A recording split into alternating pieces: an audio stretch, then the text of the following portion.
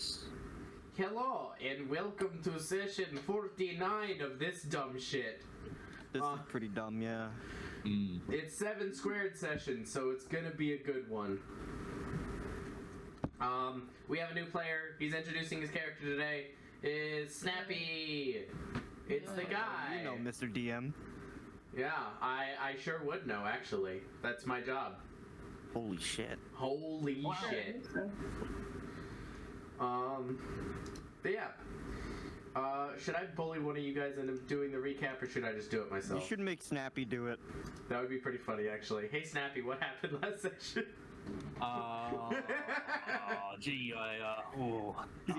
The funniest part is you could It was so good. I can't even remember it all. It was, I know, there was right? so many good moments. I can't even tell you my favorite. I just made you cry. It was boy, yeah. See, the funny part is we did the video is actually uploaded and shit, and you could have totally made a recap. I know. So, yeah, because I knew I had to do that. I forgot I had homework. Now you had enough homework. That's the reason why the videos exist. Homework. Point and laugh. Well, if we're pointing and laughing, maybe I should make Alex do the recap.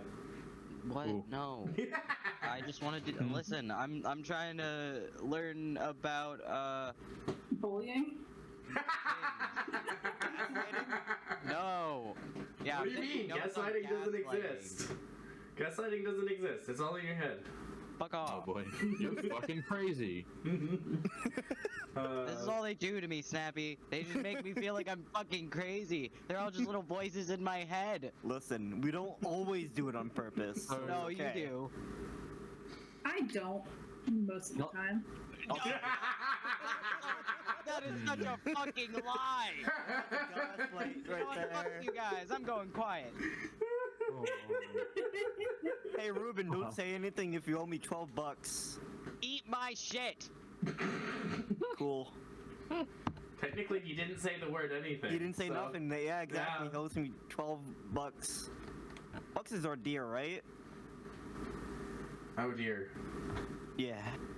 So last we left off, the Tidebringers, as they've come to be called, are continuing their trek through the Fearlands, trying to work their way up to the country of Vesium, having decided to travel north instead of south at Shalex's behest, hoping to find Shalex's grandfather, Grandpa. a dragon of some kind, to potentially borrow some items that could be useful in their ongoing campaign against the Fearlands. For now, however, after having just defeated a banshee that interrupted a resurrection ritual based in fire, those two members of the party that had been corrupted had their corruption cleansed by this flame priest goblin. Corruption vaccine. And so, as we step back into the world of Lavinia, it's maybe mid-morning, late morning, as the second of these flame rituals of cleansing has just wrapped up. You are all sort of standing in this same battlefield where the resurrection incident had happened yesterday. And as the ritual finishes, the world is yours. What would you like to do? I eat a beetle. You successfully eat a little beetle. Oh yeah. Or disgusting, Poyo. Listen, I'm hungry. I could have literally made you breakfast if you asked. Wait, you could have? If you asked, but now I'm not going to because you ate a fucking beetle. Hold on. I retract my statement. I No. You just start like puking it up. No. I tried to get my hand in there. I almost got it. It's too early for this. Please let me go back to sleep. Hey, Poyo. Constitution saving throw to see if you can throw up the field. First roll of the day. First roll of the day. It's gonna be great. Hey, congratulations! You successfully throw up just to the beetle. Alright. It starts crawling around on the ground. You did. Oh shit, it's so fresh. Oh, too early for this, too early for this. God, Turner, please take him away from me. You are old enough to fight your own battles. Are you the Listen, oldest? Are you the I am oldest the one here, oldest. old man? I do believe I am the oldest. With the Why is potential Robbie sending exception me a of gift? me. Okay, you're so far off, you don't even count.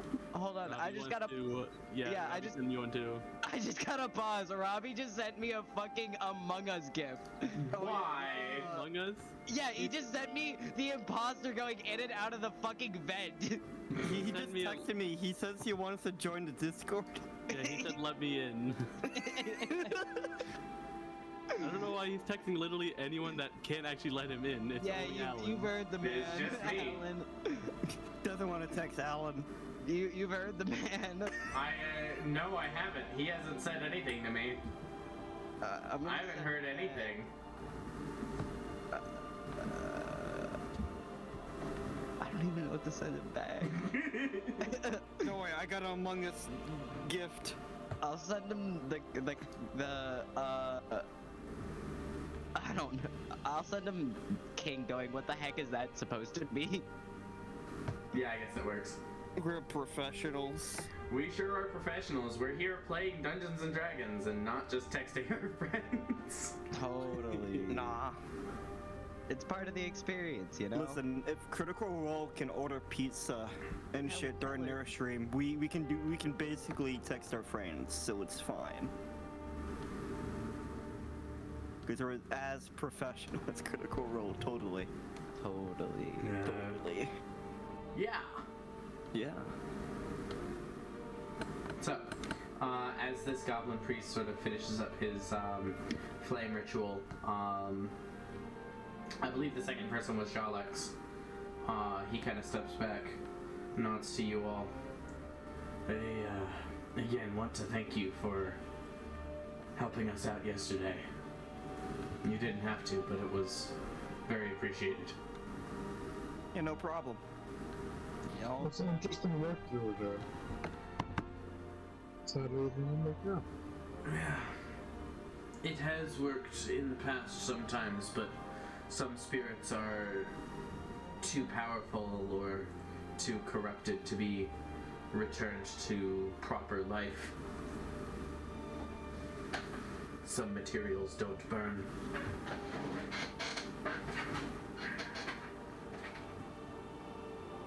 Actually, what was the... I don't think you ever told us the guy's name of who you were trying to resurrect. If you know of it. I did not. I was simply the orcs that you saw had approached our group and asked for a resurrection for a fallen companion of theirs. So, if anyone would know who they were trying to resurrect, it would be them. But I imagine the survivor is long gone by now. Yeah.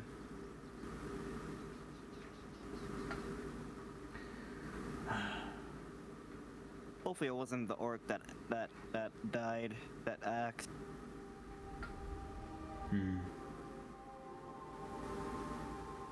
I'm not sure. I am a priest, not a businessman. Yeah.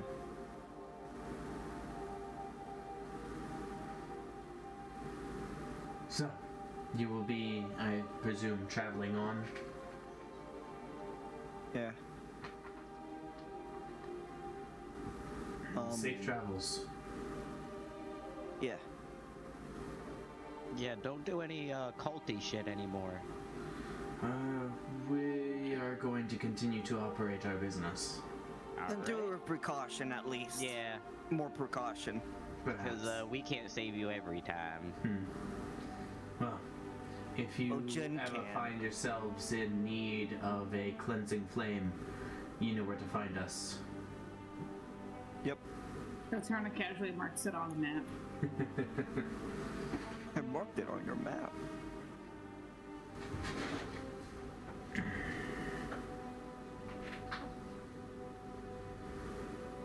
And with that, he nods, picks up his staff, and begins hiking back to presumably his camp.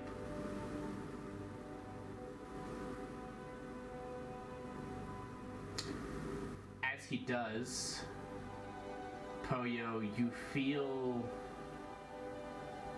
a sort of deep rumble in your feet. Guys, I feel like a deep rumble with my feet. And you hear the voice of Karenth in your mind just sort of whisper to you, prepare for trouble. Oh. Are you sure it's not me? Make it double. Don't. Please. Well, you know, I could in fact double the trouble. Double trouble. Oh boy. I know that character. I know that. I get that reference. I get that reference, Alan. Yeah. So, having received this message, Poyo, you kind of glance around, and you see a figure approaching your group, not from the same direction as the goblin had just left, but from a somewhat similar direction. So Not the same road, but sort of like traveling Like- overland. northeast, kind of. Well, No, not northeast, but closer to like, east. Closer to east. yeah. Maybe east southeast Yeah. of you guys.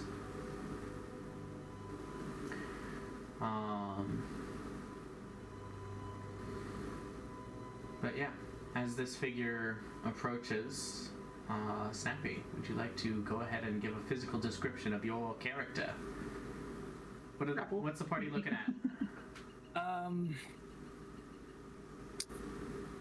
Well, how far away exactly did you say I was? Maybe about 25, 30 feet at the point where where Poyo is like turning around and seeing you. Okay. So they're not like a silhouette anymore. They're not a silhouette. No. Right. Lit by the sort of yellow fires in the craters around you. Well, I suppose I have a somewhat slender face, a pale skin tone, slightly pointed ears. Probably the first thing that they would notice would be the armor that I have. They'll notice that it is a elven made armor suit, and it would be quite intricate and probably bright based on the surrounding light that's Yeah. refracting. The party wouldn't necessarily recognize it as Elven. I'm not sure any of the party have had any direct dealings with full elves. Yeah, aren't Maybe. elves like rare? Elves are decently rare still. Yeah. So you would the armor, I would say, likely seems to be interwoven metal plates shaped like leaves. If it's strictly elven made, although if there's any customization to it beyond just the basics, you're free to change that description. Well, it's basically just a straightforward suit of armor. Yeah. That would be sort of a, I guess, uniform of. Yeah. So it would be everything from your hometown is intricately designed, and there's definitely a lot of focus on nature and natural symbolism. So it's likely that the interlocking plates of your armor are in fact shaped like leaves, and you can see like the little ridges of the leaves themselves embossed into the armor. And then perhaps there would be a small branch with a symbol dangling off of it on one of your shoulders, and that symbol would be the symbol of whatever group you were from. Yeah. Yeah. Other than that, I think. Are they coming? Are they like walking towards me, or like? They seem to be heading in the general direction that you are. To like a average pace, you would say, or like speed walking, or like. I don't know, Snappy, are you speed walking? I would say that I am walking with purpose. Wouldn't Striding, be- even. Striding, yes, that's a good way. Do we all see this? Yeah, as Poyo kind of like mentions something weird about his feet, those of you who would pay attention to Poyo's feet kind of turn to see where he's looking and see this figure approaching the group. I kind of slightly put my hand on my battle axe and like stare. Karen, is this trouble? Is this the trouble you're talking about?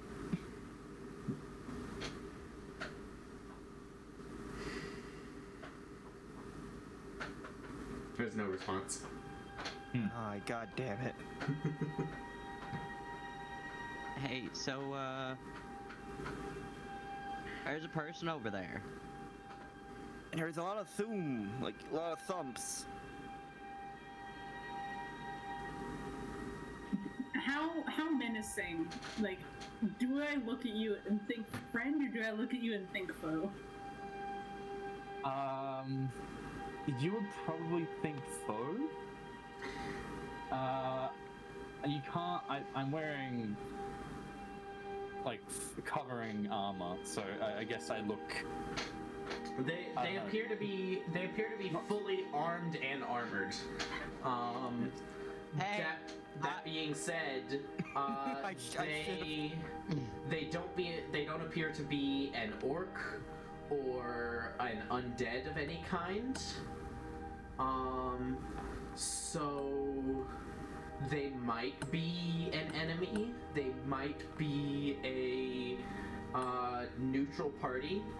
But Eterna, I think with your passive insight, you would get the sense that this is at least a creature that could be reasoned with.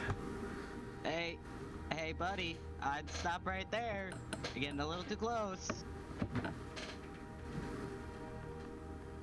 I don't listen. I Jin, quick, pull out my battle something. axe and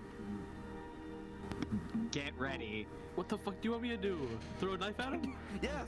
Go, Jin, go! Hey, buddy. As you guys are Stop. as you guys are having this sort of internal discussion of, oh fuck, get ready to defend, you hear a sort of deep and almost beautifully tonal voice emanate from this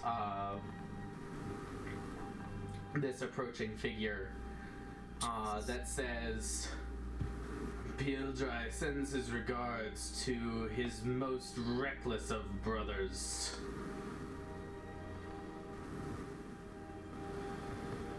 What the fuck is he talking about, Eterna? Poyo, you immediately hear, yep, in your head as the voice of Karen. Okay.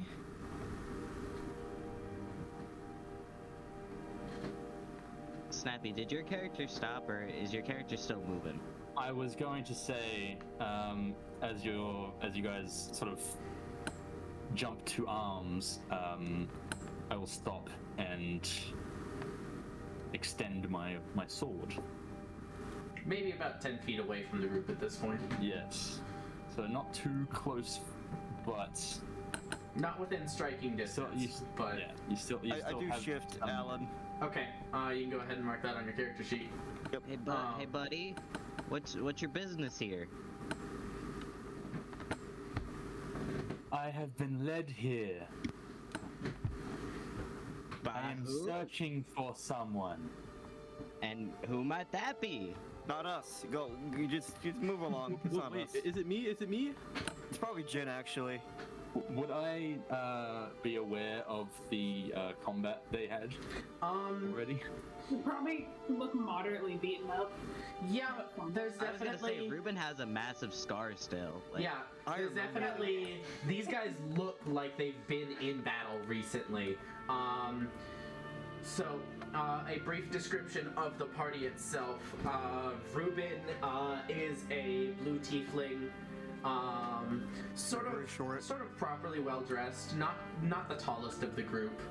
None. Has a man bun. And has this like pretty big red scar like right across their neck.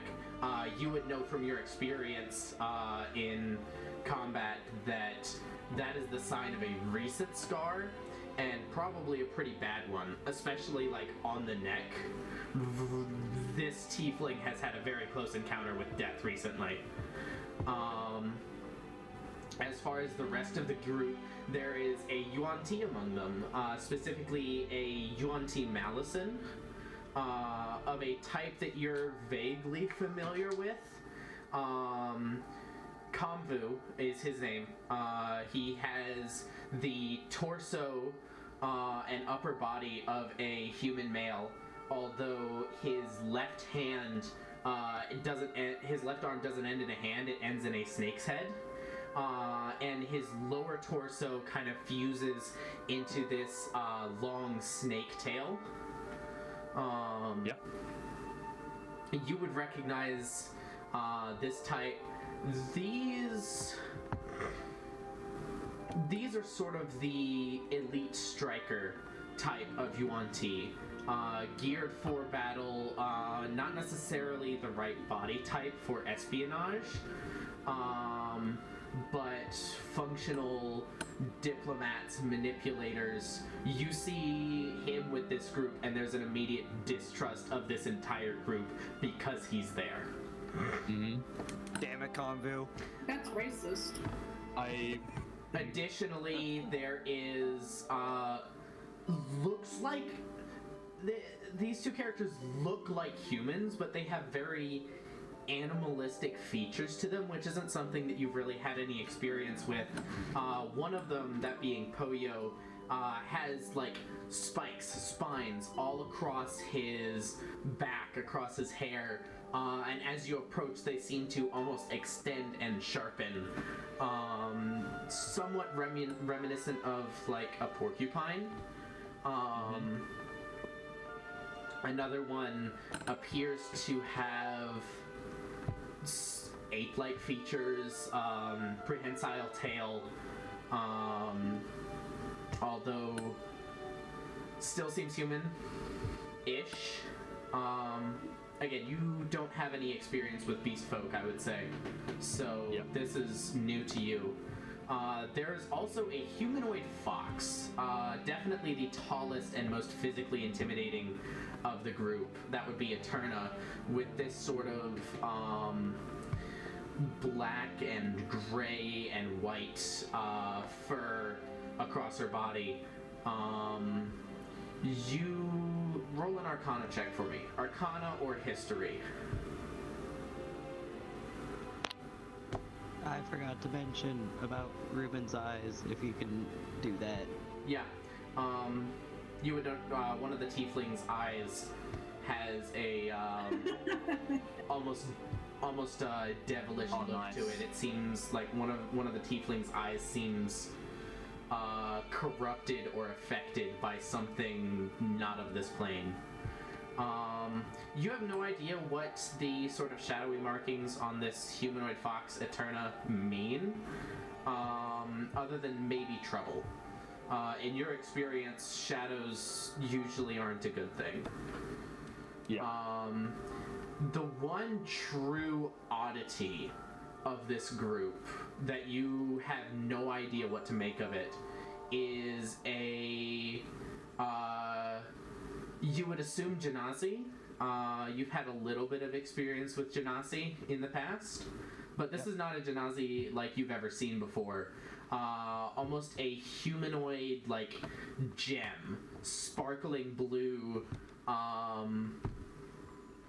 with almost a foggy translucence to their skin. You can't quite see through them, but you get the sense that if you shined a bright enough light, you could. They almost seem to glitter in the sunlight and the firelight around them.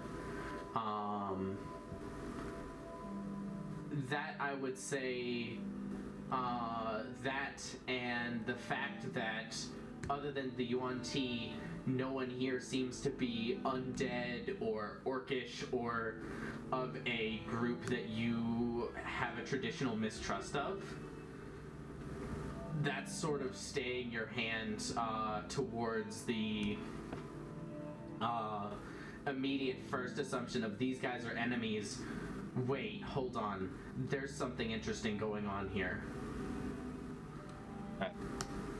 Hang on, why are they furries? And one tiefling. Why is it like a midget? Why are there furries, a tiefling, and a rock? Wait, what's happening? and a snake. And a Don't snake. talk about 2 that. scalies, 3 furries, and a rock. Yeah. I will say, you confuse me, but Get that a lot. why is that Yuan Ti with you? I look at traveling. I am traveling of my own accord as a guide through the dangers of the Fearlands. We were gonna kill him.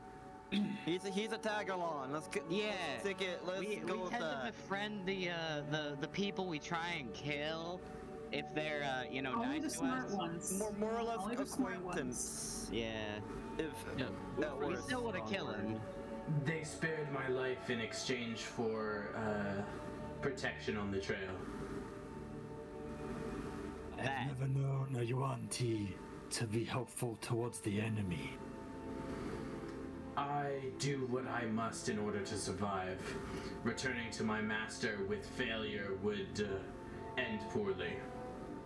Yeah, we kind of killed the rest of his friends. And destroyed one of my greatest creations. That too. I did that. Yeah, Ruben, do that. You should kill Ruben if you're planning. Wait, hold on.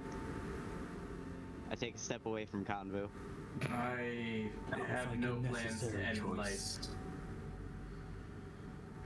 It was not a comfortable one, but again, I do what I must.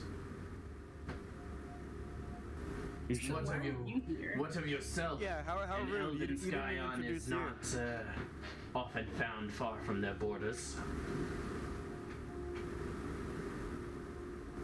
Well, I have no trust of you. I have never known anything but violence from you. You're kind.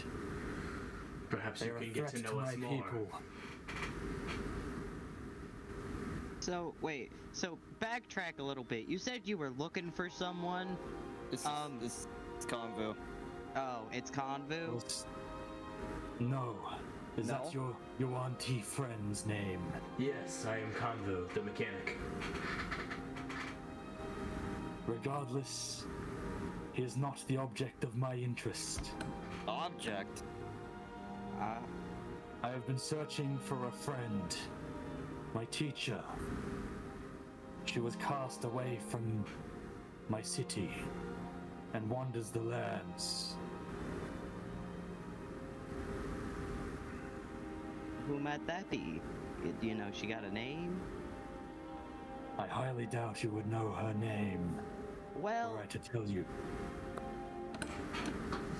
I mean, I don't really know how we're supposed to help you find your friend if you don't tell us her name. Or what they look like, Yeah. etc. Was your friend alive? Well, this is why I was asking earlier about the combat. Do I know if they fought her? You, like I said, you would likely not,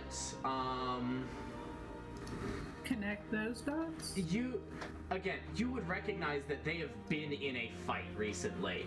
And the spectral trail that you've been following,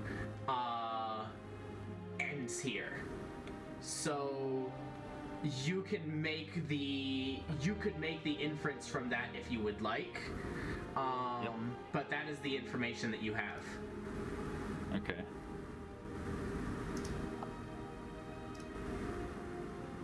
Well, at least I know you've found something and fought with it recently.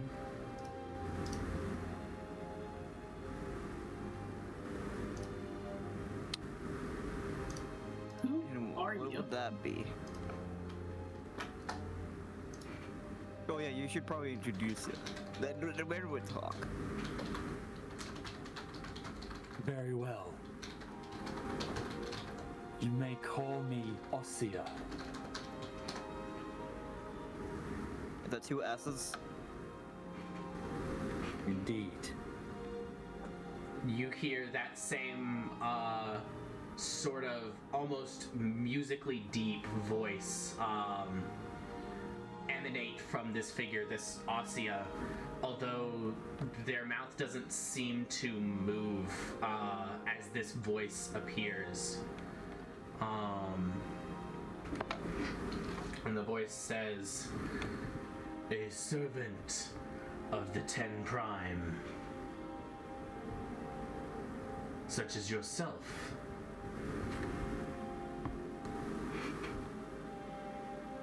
I just kind of like shove Poya forward. Yeah, I take a step back.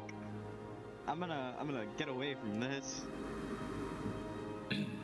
What, are y'all gonna fist fight or something? Rock, paper, scissors. Gonna You go wrestle? first. Rock, paper, scissors. You go first.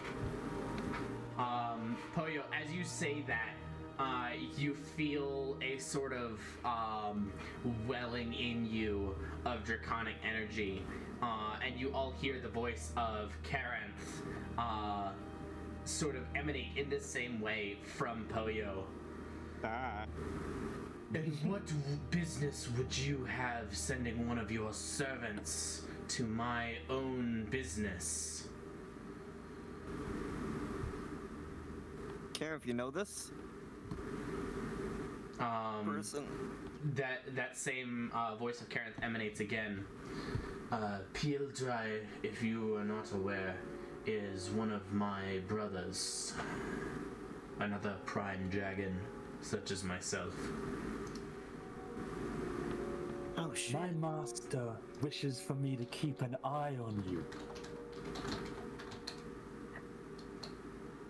But I didn't do anything wrong recently. Trouble. We don't need No. a babysitter. God damn it, Kieran. Yeah, that's why we have a Turner. Yeah. Yeah. Trust me, this was not my idea. The voice of Karenth says again. Get it away. Then how do we get it away from us? Don't kill it, Ruben. Ruben crosses his arms. I would like to see you try. No, I don't want to see anyone try today. Ruben rubs his hands maniacally. Charlotte says the bow out. Ready and shooting out. What? Oh. I'm guessing you missed? Sure, go One ahead and roll an attack if you'd like. Oh shit.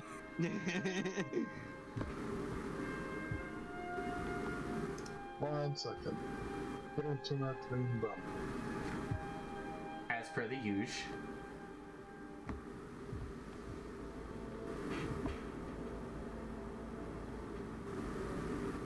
just gonna let out a very defeated sigh and just curse in deep speech under.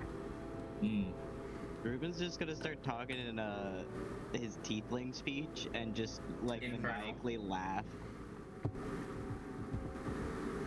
So, a lot of things happen at the same time here, Asya. The first thing that happens is you see the gem, who has not spoken at this point. This gem Genasi just pulls the longbow off of their back, knocks an arrow, and fires it in your direction. The second thing that happens is a wing of golden light appears in front of you, deflecting the arrow off into a nearby tree, where the arrow hits the tree and disintegrates into sparks.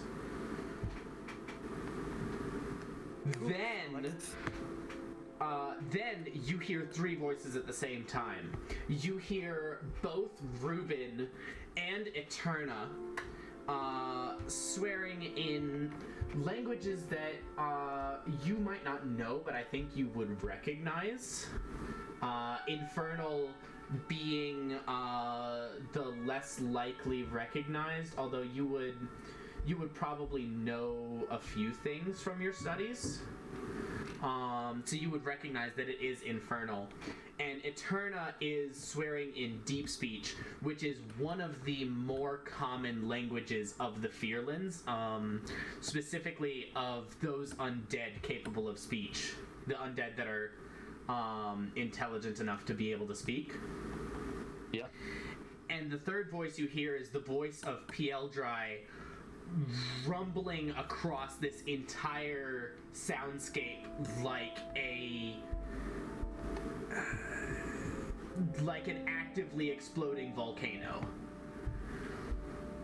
How dare you assault my chosen champion? No, you didn't see that. Listen. Roll deception, Ponyo. Oh fuck, that's a lot. Athletic. Well, I want to use my inspiration on this. Fuck you. That's history shit. Using a fucking Wiimote right now. God. Inspiration for that. Yeah, Sure. Take your inspiration. I use it again. No. Did it work?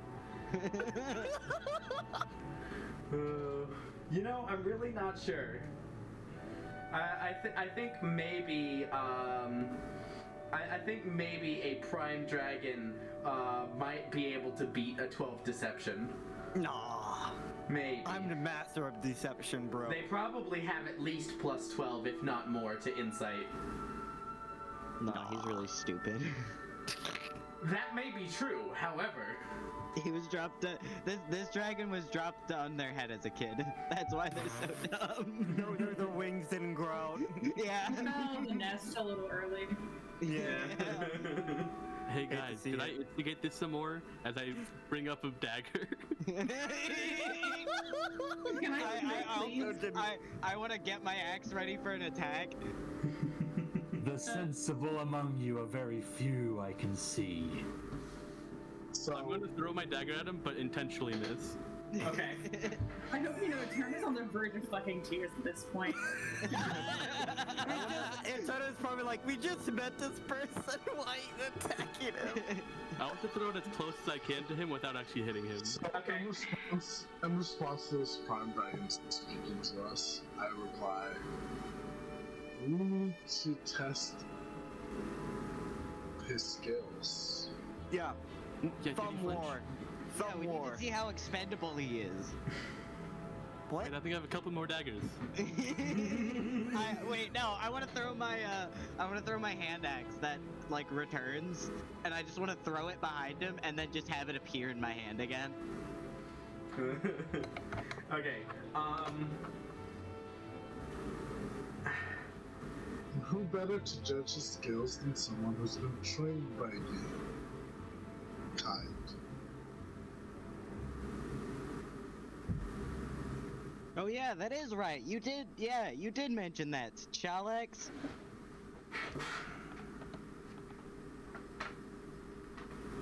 Roll persuasion. Unlike Poyo's deception, this actually has a chance of working. Fuck you.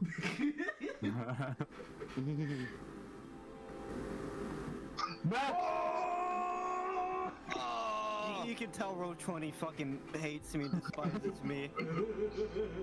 Hey, I don't think any of you guys have any right to talk, given that Snappy's first roll of the entire campaign was a nat 1. You know what? Like, the only thing that Snappy has rolled so far is a nat 1. It's fine. It wasn't important, I'm sure. Yeah. You'll find out later. So, as you say this, Shalex, you and you alone hear a sort of, almost like rumbling laughter.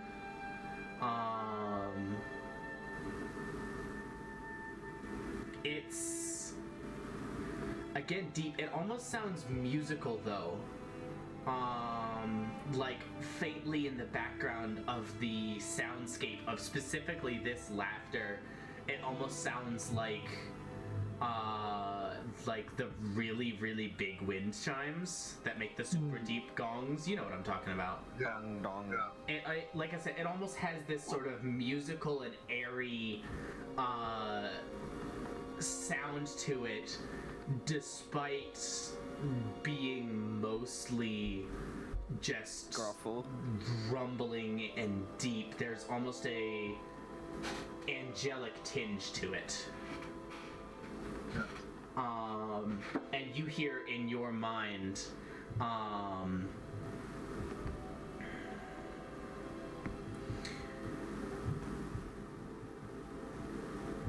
I appreciate the gesture, I can assure you my champion is capable of defending themselves. They have done much in my service, and as a member of your group will continue to serve. Alright, it's up to you. We've had one party member die, but I mean, if that's what you decide. Hey, Shalex, don't mention that. I'm still sad about that. I said that out loud. You mean the character? You mean the person that you fucking forgot, Poyo? Yeah, that They don't skater that exist. you don't remember. Ruben, they don't Shalex says exist. that out loud. They do exist. No, prove it. Give me a picture then. Ruben's just gonna go and sit in the corner. You know, it's funny because there's definitely a way you could prove me wrong. There's a sort of item that has a bunch of our names or something in it, and you never brought it up. Oh wait, no wait, Ruben wouldn't know about that. Never mind. No, but didn't the name also like get written out? I think It did, Polio, yes. See? Polio would have been stubborn to fucking rewrite it, though. I told you that, Alan. You know that's fair. It's probably on there then. Well, They're probably crossed out, but they are probably on there if you like rewrote it several times. I glitched the system, guys. There's also probably several handfuls of hair that has been pulled out on the floor of one of the libraries and hubs of the VAC, specifically from you doing that. See? You know, maybe we shouldn't go back to the shower. Wait, no, I want to go. I miss Ketzel. I want Ketzel back. I miss Ketzel. I miss my boy. Snappy, were you saying something before this all happened? I was gonna say, I just during this whole conversation, I have my face in one of my hands. Yeah. You and me both. I was hoping they would at least be competent. That ship has long since crashed and burned and sunk even more. Yeah. And kept burning the whole way down. You hear That's why we're called the PL Tidebringers. You hear PL Dry's voice in your mind, Asia. saying with a hint of amusement to it, "You expect too much of my brother." Also, can you put Pieldra or whatever in the chat so I can write that name down? Sure. Thank you. You would all variously recognize Pieldrai as the name of the Prime Golden Dragon, one of the eldest twins of the Prime Dragons, and debatably one of the most powerful. Aside from Myrmidran? One of the most powerful of the Prime Dragons. Okay. Point of order, actually. No one's really sure who's more powerful between the Prime Dragons versus Myrmidran, or even the Prime Dragons versus any of the other gods. They've never really come to blows. They would fuck the earth over. Yes, it would very much be another War of Creation situation. Right. And, yeah, there's been no, like, tests of strength or whatever. And since their powers come from vastly different, they're both deities, but since their powers have vastly different sources, the Prime Dragons receiving their power through their bloodline versus the Prime Deities receiving their power via the domains that they control in the Divine Planes. There's no real metric as for which group would be more powerful, and it's a subject of quite a bit of scholarly debate. Apples to Yay! I Yes. like watermelons. The thing we're not. I unshift, by the way. Fair enough. Fair enough. Eterna could be a scholar. If she Eterna, wanted to. But she's not, so. Ha ha. She's Point in smart that. enough to be. smart enough to understand the debates, but whether or not she's invested in them is another thing Oh, she's entirely. not. Yeah, exactly. But she could be a scholar. Could in an alternate If she universe. didn't have tragic backstory, insert here. Stop trauma dumping, Eden. God. So, Okay. we're letting this person join because another one of the Prime Dragons has decided to grace us with the prophecies. Then I would like to apologize. I'm sorry that I acted rashly. Yeah. But aren't you like one of the champions for one of the other ones? Yeah. I'm getting into Wouldn't that. Getting to that. Wouldn't apologizing make your Prime Dragon weaker than his Prime Dragon? No, You no, immediately hear the voice of PL Dry insert into this. He is. But never mind. I take that back. I shift again.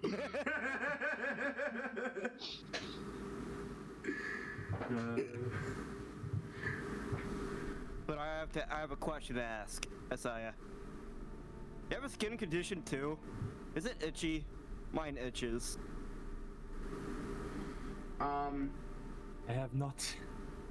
You don't had have to a patch of worry scales? about uncared for skin. Well, that's a bit rude. I have a kind of condition of my own, you could say. Is it called your mom? Got him there. I will at this point. God, I mean. I will at this point just sort of flare my eyes for them to see flames.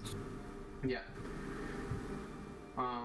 For a split second, the entire form of Ossia almost seems to burst into this holy, searing flame.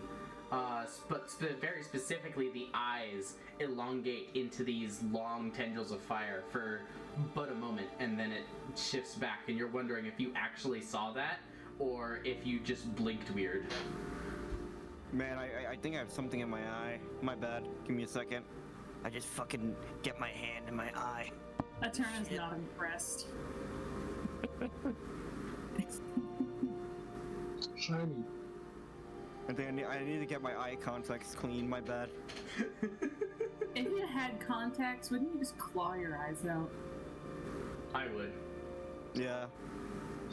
Also, Also, can we take a moment to acknowledge that the gem said shiny to this? What else was Shalek supposed to say? Yeah. It's a good point, but I think that's I think that's an Either shiny underrated or joke. fire. Very cool. I haven't gotten the polish in a while. Okay. Don't look at me. Don't talk Don't to ruin me. this for me. I have a question. How tall is Ossia? Because Eterna definitely. You want to assert your dominance? Definitely. Jesus Christ, Eden. How tall is Ossia? Oh, she's pretty average, like 5'7". 5'7"? Yeah. Oh, that's exactly my height. Oh. Yeah. So 5'8". 5'9". Sorry, she's 5'10". On a good day, I'm 6'7". Sorry, she stands on her toes all the time. I've been squatting this entire time. Yes, comrade, also. I'm just imagining these two champions of the Fried Dragons approach each other, and the first thing that happens once they establish like camaraderie is this instant competition of who can be taller, and their torsos both just instantly extend to the heavens. Like fucking Lesser Dog from Undertale, just. Hoyo's neck just extends. Yep. I'm a giraffe. Quick, Man, it'd be a real shame if someone were to cut your neck right here. Just so open and vulnerable. It would be a shame to turn into an elephant right now, huh? I swear. Anyways, for reference, the Fox Eterna is very much the tallest of the group. At I'm checking 7'8". Big lady. Beyond that, the monkey is also taller than you at I think 6'0". Jin. Let me check. 6'2". 6'2". I think everyone else is generally about the same height as you. Except for Ruben, of course. Yeah, Jin or Shalek. 5'3". Shalek is 5'10", Ruben is 5'3", Poyo is the same height as you exactly. Okay. And then Konvu is also kind of tall. I forget how tall Konvu is. I have it written down. Konvu is yeah. So Konvu's height varies depending on like how up on his tail he stands. But his resting height is about 5'10", so he rests a little taller than you. But Yep. if you stood on the tip of his tail somehow, he would be the tallest of group by far. Yeah. Damn snakes. Yeah. Oh, he's bald. Yeah, he is. Look, I flipped through my notes and I'm like bald with a head covering 8 feet of tail. Constrictor with fangs, venom ? Quote unquote standing height is about 6 foot. Yeah. Why wouldn't Konvu be bald? You're Yeah, making fun snakes. I don't know. Snakes don't have hair. Exactly. Snakes also aren't humans, so. No, in this world, snakes have. Except this one. Snakes have arms. It's like the snakes from Elden Ring. Oh, Jesus. Oh no! They just I know extend. exactly what you're referring to. Stop immediately. Okay, Isaiah, I got another question, and we can head out if you want. Probably, cause Yeah, we I don't should know how start- long. I don't know how long we've been talking, but it felt like. Probably like Feels like A while. age. But just one thing. If your Prime Dragon is so much better, can he go take us to up north? Just a bit. Can give us a ride. Take us You'll to hear- this, you know. I don't exactly request power from him. It is I his just decision alone. So basically, he sits up in his little palace being useless. Alright. You know, Karen did more. He gave me snacks and shit. You know. I I imagine the hostages are just sitting there on the cart being like, what the fuck is happening? The hostages are actually currently engaged in a discussion about the best way to bake a potato. Burn it. You I want to go over to that conversation. That one. Set the wagon on fire. That's how you do it. Best way to bake a potato. Tell me. No harassing the wagon. But first off, No, you get a big wood source that might be a wagon. So get your nearest wagon that is made of wood. I need to take notes. I didn't know how to make a baked potato for Kettle. Just. Oh, hang on, I've got a video for you. Oh god, what have I done? Hang on.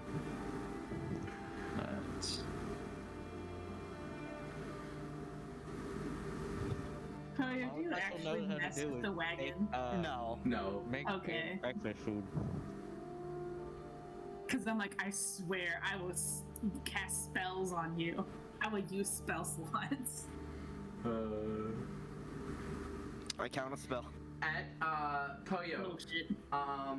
at this sort of implication, Asia, you sort of, as you're saying, you do not request power from PL Dry. You sort of feel power at your fingertips, there for you to access if you so desire. Well, I can't speak for myself.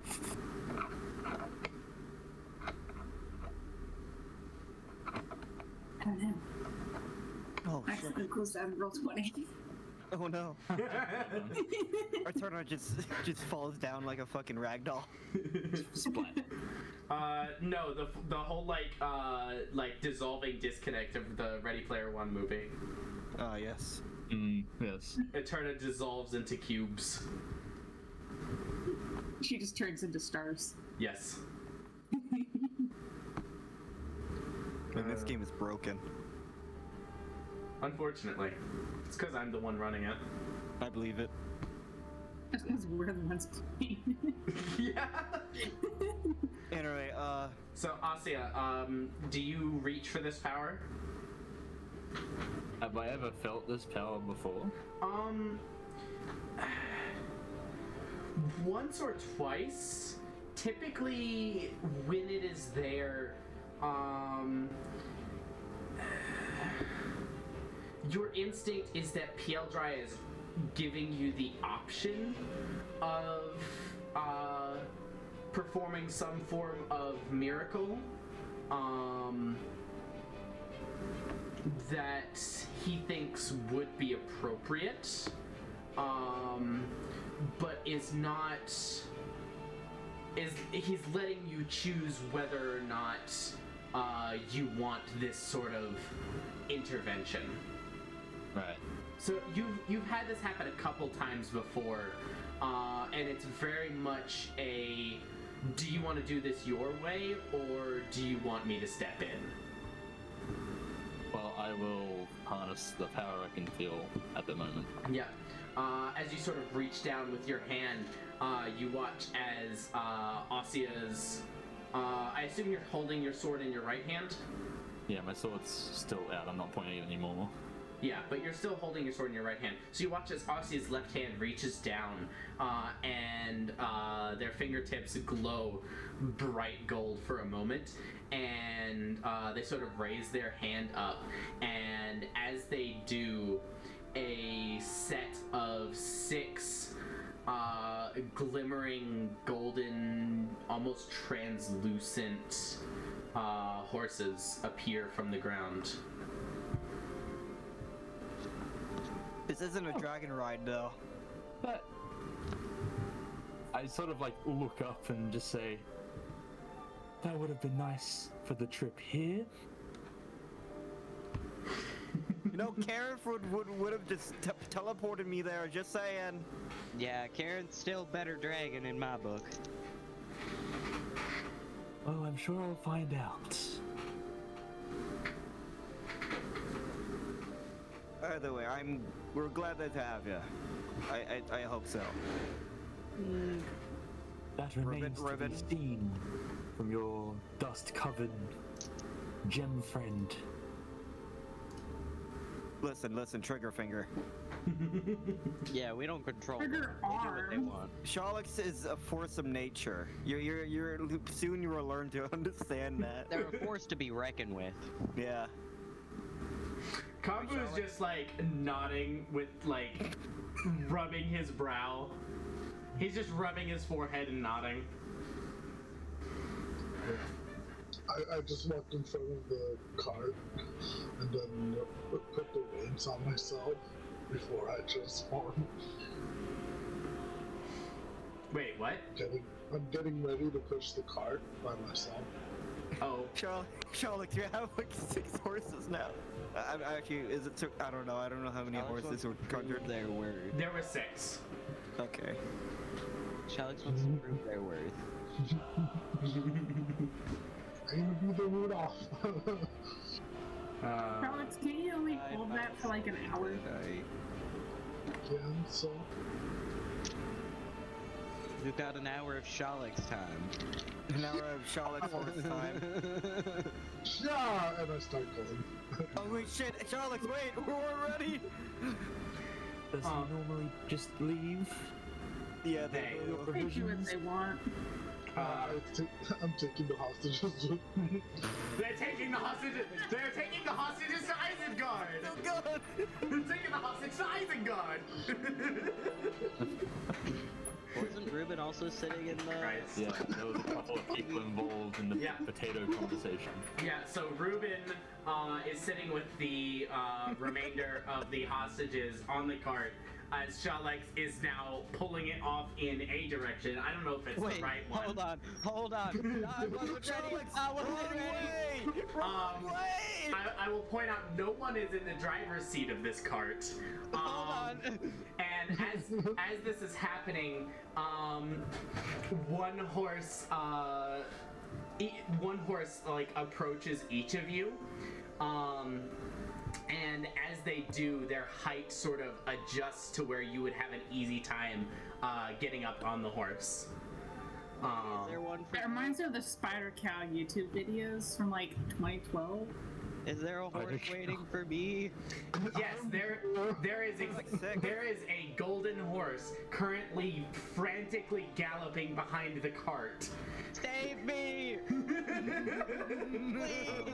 I don't want to be here! You know what? Can I yell at Catterick to grab the reins? Catterick is the human. Yes. Sure. Let's find out if he can actually do that. I'm gonna roll a d20 on a 15 or higher. Let's see here. 1d20. That was a pretty cute burp. Thanks. Damn it, Catterick. Yeah, so Catterick reaches up for the reins, and he manages to grab them, but Shalix never bothered putting them on. God.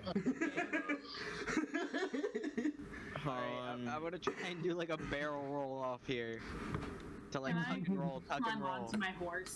Shalix, important question.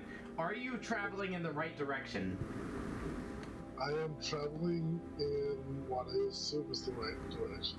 Okay. Whatever the wagon is facing. Why don't you go ahead and roll a 4? d8 just to see generally what direction you're going. Okay, so you're going southwest. Oh god damn it. How far is Shalix right now? Not too far. Maybe Can I 100 try? feet. Is it enough to hold on, what's that? Oh god damn it. 60 feet. But yeah, if you guys would like, you can certainly mount up on your new golden steeds and chase after the cart. Get me off this cart! Alright, Jin, go get him. I give him fly. Oh, you're casting fly on Jin. And then myself. Okay. Zoom! Zoom! Get me out of here! Get me out of here! Poyo had bad experiences with horses, a lot of traumatic. Asia, roll either a persuasion check or a charisma saving throw. Your choice. Charisma save 20. Sure. Okay. Jin, Poyo, as you both take off into the air, you notice the golden horses behind you are following. They've sprouted wings and are like flying after you. Oh, Jesus Christ. Yo, those horses got attachment issues. And I didn't even fucking land a hand on them. I don't even know their names. What'd you do to them? I don't know. Maybe it was Jin. Love at first sight? Maybe it was Yeah, Jin's fault. I just got the map. Jin has that sort of attraction with anything. Wait, did I also get a horse? Yeah, there was 6. There's a total of 6. So there is 1 for each of Jin, Poyo, Eterna, Shalix, Ruben, and Asia. Robbie, right? So there's 2 horses that are frantically galloping after this cart. Actually,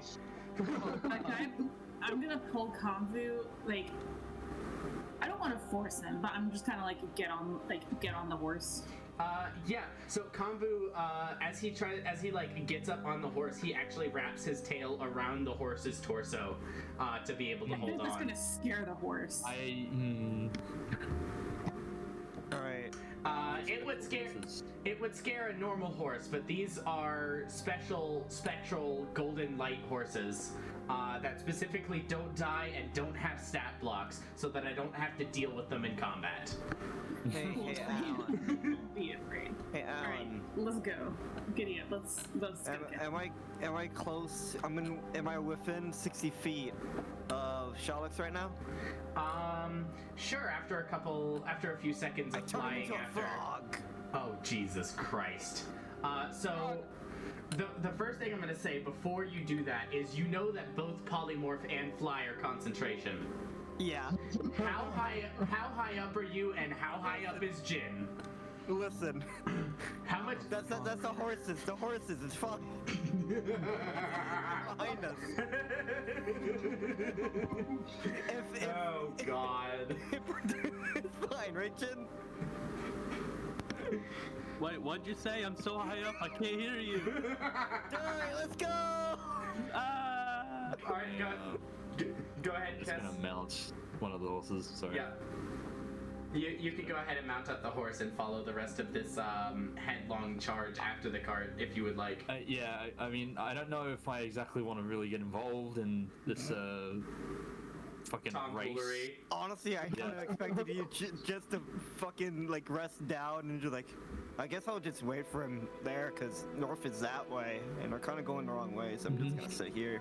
Actually, who's left in the sort of, I don't know, clearing that isn't chasing after the horse? I think it's everyone now, because I think everyone in the wagon. Yeah, Ruben's in the wagon. The horse. Shalix is pulling the wagon. Eterna and Konvu have mounted up and are chasing after it. And Poyo and Jin are flying after it with their horses flying behind them. So you're just kind of left alone. So it's like Christmas Eve. All right, yes. Alright, I guess I'll just... Christmas Eve, come on. Christmas. Yeah, okay, I'm gonna get on my horse. I don't know what his name is. I'll think about it later. And, I don't know, just sort of begrudgingly start following the rest of the Hey, Snappy, remember when I was like, yeah, we get into a lot of shit? What? Somehow it went from me getting shot at to everything flying. I don't understand how this... There's no logical connection between these events, and yet... Yet they are. And yet they are. Right. Yeah, so Shalix, why don't you go ahead and roll a saving throw against this this spell here. This polymorph. What saving throw is that specifically, Tyler? I think it's like my saving DC is like... No, what ability score? Oh, what ability score? Is it Constitution? Is it Wisdom? What the hell is it? I think it's Constitution, but let me double... No, hold on, I'm just gonna put in the chat. Wisdom saving throw. Wisdom saving throw. So yeah, Shalix, use your own wisdom. God damn it. All right. So a few things happen at the same time here. Shalix, you feel a wave of transformation magic wash over you, but your own personal wild shape is stronger than this, and as this magic washes over you, it has no effect. You suddenly hear Jin and Poyo behind you start dropping from the sky. Oh fuck. Jin and Poyo, I don't know if y'all scream, but I would imagine that Jin at least yells in fright as suddenly this power of flight that he has is revoked. I was like, okay, I got it. It's like you're flying and get clotheslined and you just start falling. So I got it. I got it. I turn around and I try to get the cart underneath them. As you do, these two now flying golden steeds swoop down. Their wings disappear as the fly spell ends, but they swoop down and they catch both of you and slowly gallop across the air down to a trot, down to a walk, and slowly land beside the cart as you have pulled it to a stop, Shalix. And the rest of the group eventually catches up and is regrouped around the cart. Good Wabi. That's your name now. Dude, what kind of name is Wabi? My name is Robbie. Oh my god. That's a terrible I'm gonna name my Jordan. Jobby. I can't. Is Dobby taken? keep counting. Keep counting. Oh, fuck. My horse is not getting named. God damn. I'll name Shabby. Well, actually, you know what? Fuck it. It's Ursa Minor. You know what? That's fair. Ursa Robbie. Ursa Robbie for sure.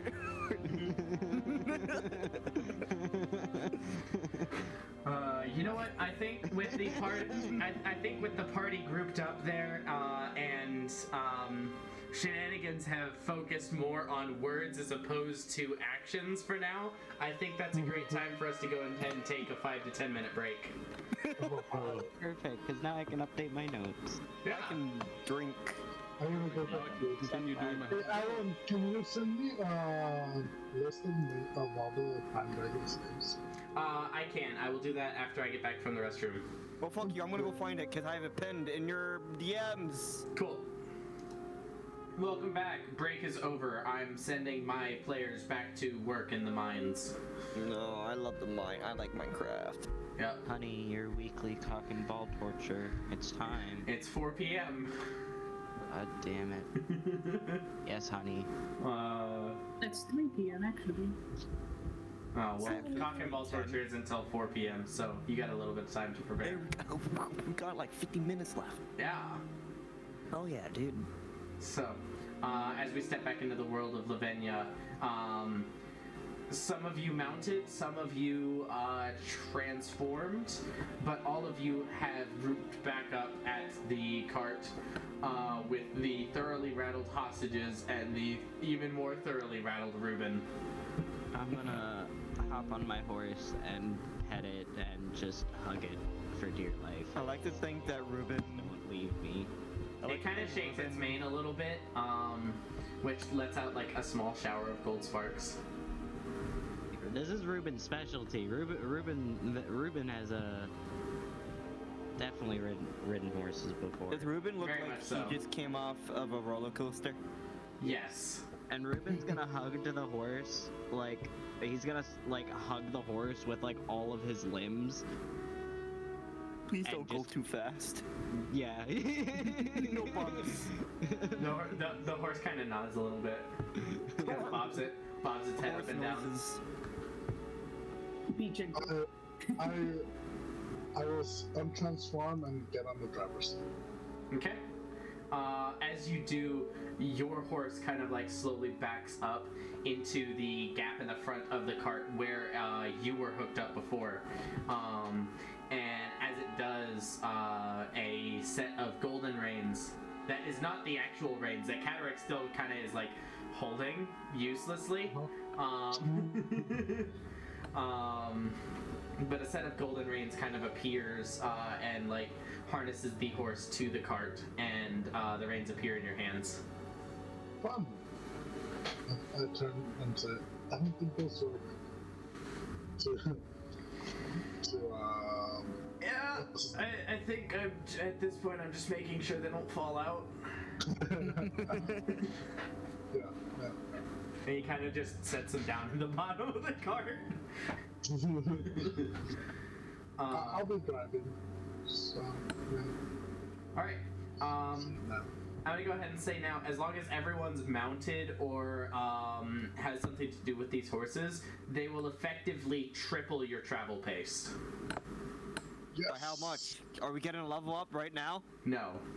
Triple. Then I don't But care. they will effectively maybe not triple, but about double your travel pace. It's a pretty respectable speed boost compared to walking. That's what we're gonna do. Alright, so at this point it is about midday. So I guess you guys crack open some rations for lunch and then hit the road. Jerky. Yes. Okay. Snappy, how about you roll? Yeah. So the way we've done stuff in the past is I kind of have a random encounters table, but I don't have numbers assigned to them.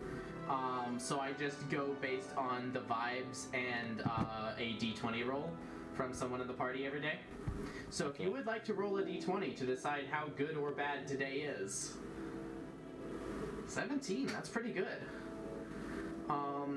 So within the first hour, you come to a stream, and the stream looks heavily corrupted.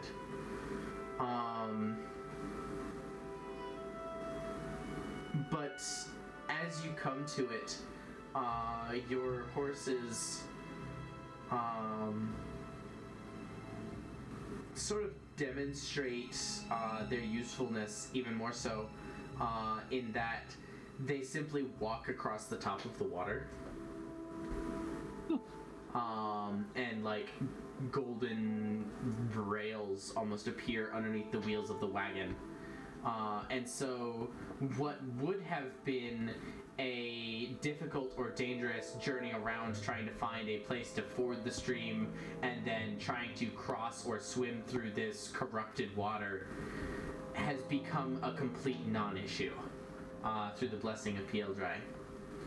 I will also say during this first hour, you pass by the spot that Shalex had led Jin and Poyo to cut down and burn a tree.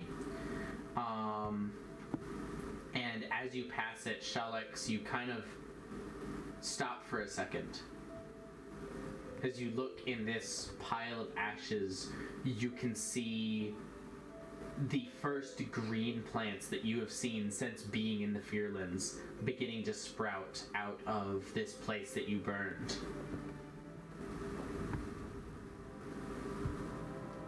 That's why we knocked down the tree. I yelled it to Poyo. And as you say that, you feel almost a touch of warmth in your soul. You get a point of inspiration for the fantastic roleplay that was, as well as the blessing of Lirvani, a nature goddess who is thanking you for your service with this. So it's sort of like a little charm. It's a one-use ability similar to the looped soul thing that you guys had. And it says what it does there. You guys can all read it. Remember to get rid of it on the recording.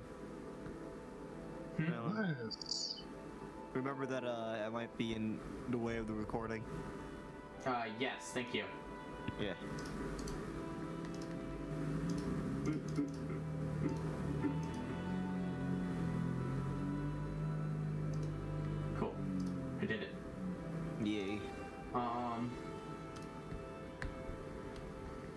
yeah. So, as you pass by and you cross over the stream,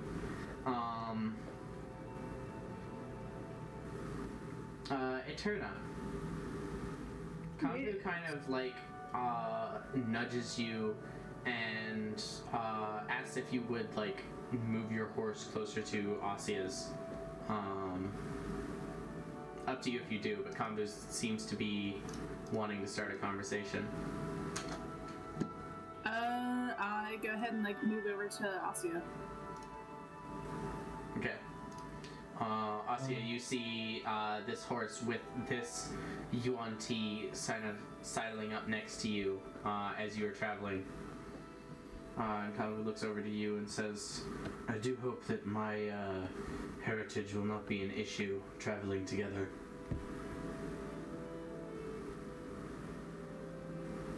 We'll see if you make trouble for me or not. I have not made nearly as much trouble as the rest of the group has. That This does is very surprise true. me. Fuck you! In my experience so far, You do! us three are likely the most reasonable of this group.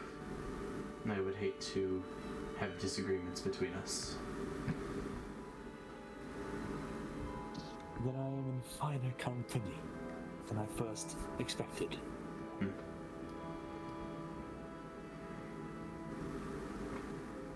I Do am not come from a place of chaos. No, the elves. I assume that is where you are from, then, based on the armor. Ah, so you do recognize it. I have had dealings with them before. That would not be the first. Nor will it be the last, I'm sure. Well, yes, that is where I am from. Why have you left then, other than searching for a mentor?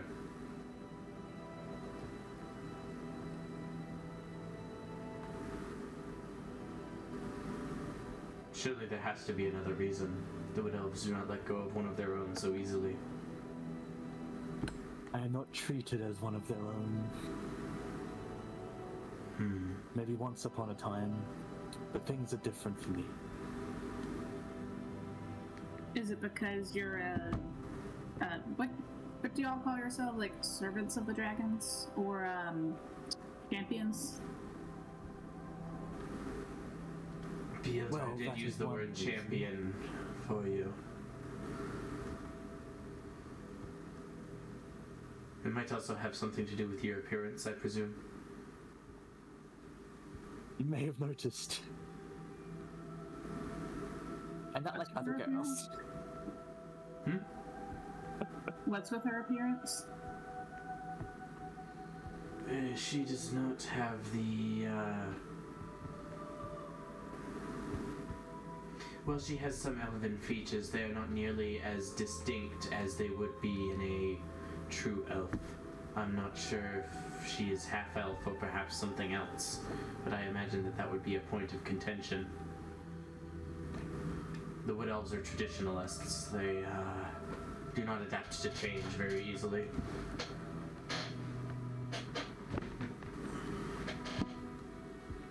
Say that again.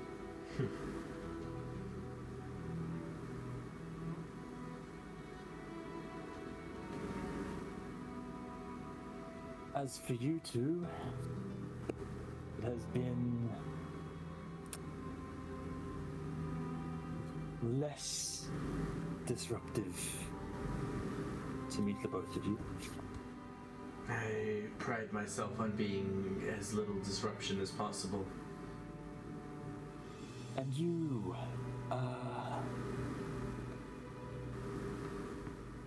don't think I caught your name. Oh, I'm Eterna. Right. What brings you to this party of squabblers? That's complicated. It's partially pity. Looks at Ruben. Um,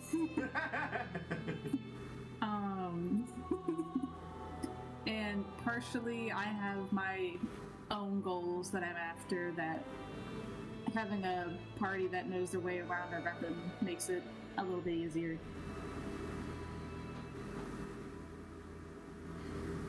They have certainly proven to be useful. So they are companions. Yes. Yes. And you And have slowly been but traveling surely. alone? Hmm? And you have been traveling together for long? I think we've been traveling together for like 3 Probably- weeks. I think it's been about 2 months, maybe a little longer, maybe 2.5. Oh yeah, because a month is 2 weeks and a week is 11 days. days. You didn't what you're about to say? Few weeks again? I mean, I would still call that a few weeks, but Anything can be a few weeks in here, your Lavinia, mom's apparently. few weeks. Whoa! Tarna, you're my mom? Yeah, fuck God, you. no. Yeah, fuck you, bitch.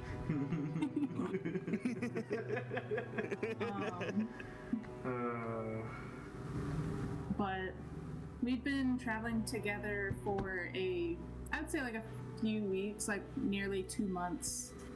And I kind of like turn back to Kombu. I think we've been traveling for about a week or so. I believe so. Maybe less than a week, but coming up to it. And you've shared many slowly but adventures, surely. yes? Remember, Fruitful and exciting adventures, I imagine? Those are words that can describe things. Not applicable, though. Well, I got to meet Kombu, and hopefully we will continue to be allies. for the foreseeable future. We just wiped out all of Namjeon. You may roll a history check if you like, Asya. You might recognize that. More intelligence, lovely. Yep, garbage. Yeah. You vaguely recall that Namjeon was the name of the country that this used to be before the Fearlands happened.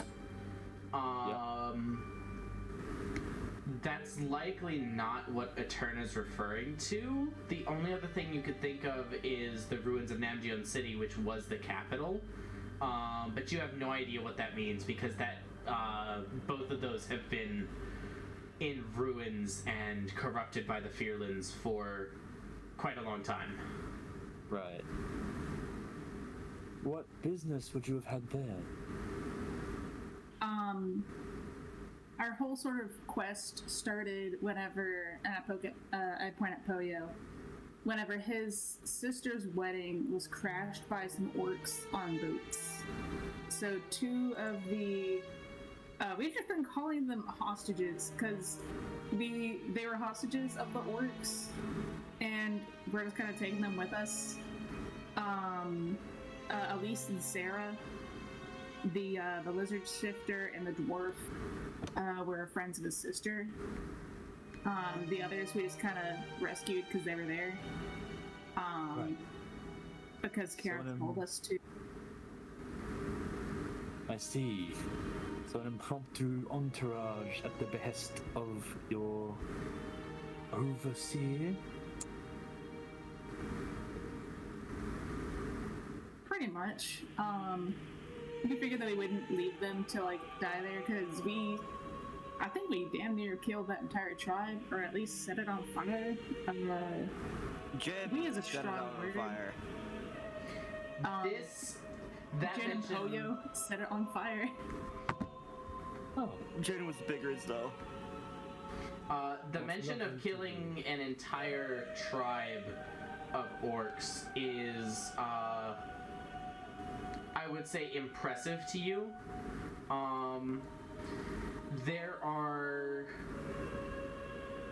very few elves who can claim to have done the same. There are some, but they are fairly highly regarded. It's almost like a medal of honor amongst the warrior elves that you familiarized yourself with, to have wiped out an entire tribe.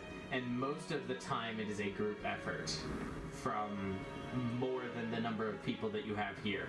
So the fact that these dumbasses were able to do it, if in fact Eterna's telling the truth, is sort of like okay, they might be stupid, but they're powerful and stupid.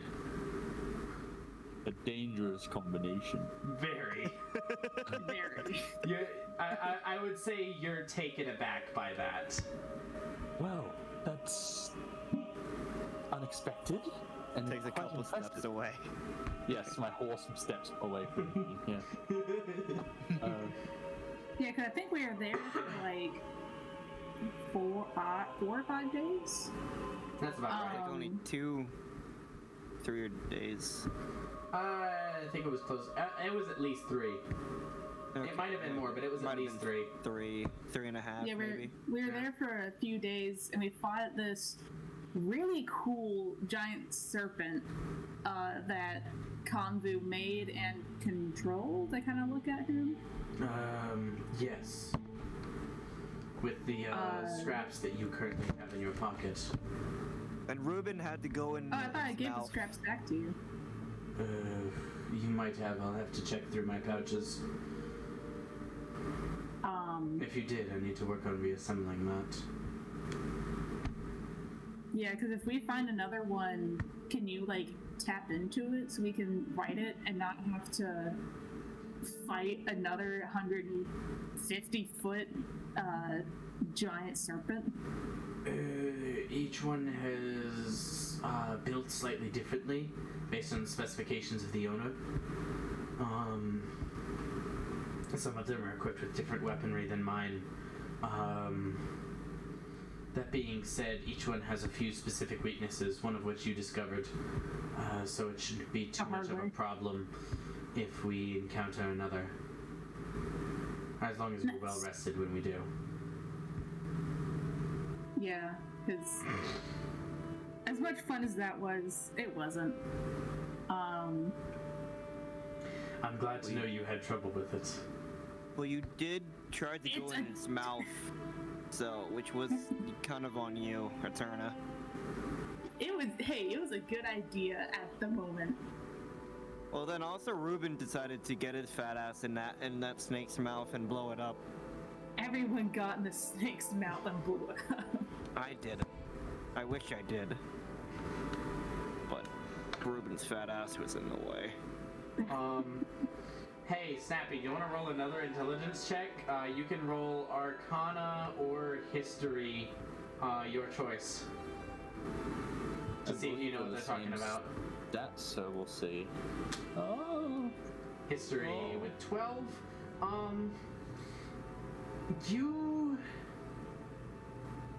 You have a vague recollection of like something that they might be talking about.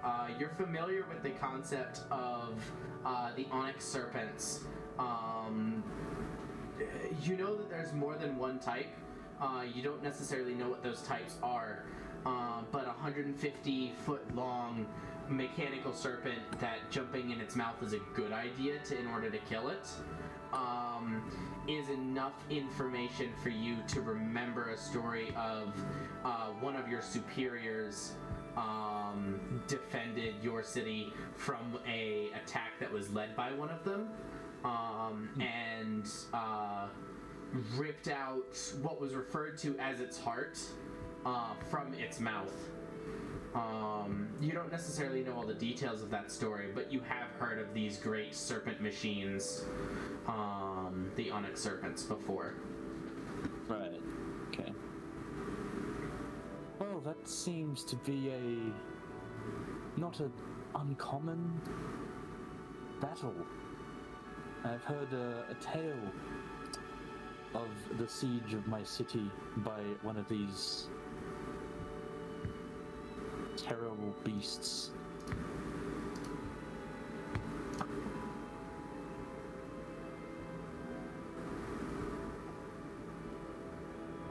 What's the name of your city? City that I'm from is the last bastion of the Wood Elves, and it's seen better days. I understand they are somewhat private about the name of the city and especially its location.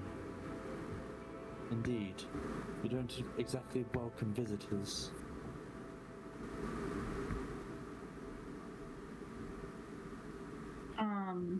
I mean, if I had my way, it would be much more popular with the local population, but, you know, I am just a pawn to be used in their machinations. Even a pawn can promote to power through struggle. Well, that's what I've left the city for. Follow my A own. struggle? Because I can help you with that. Oh, well. You can tell Atara's joking because she's smiling at you. The smile looks almost like a threat based on like the fox face, and it takes you a second to recognize it as a smile. Oh, of course. Well, we all must make our own ways in this world, and the way of the Wood Elves is to sit content with what you have, and that is not the way I want to live. Another adventure. Always fun to have. I think we'll give you a few scars by the week's done. So, would you say your people is stubborn? Yes. You know, in ways. In my experience, they are.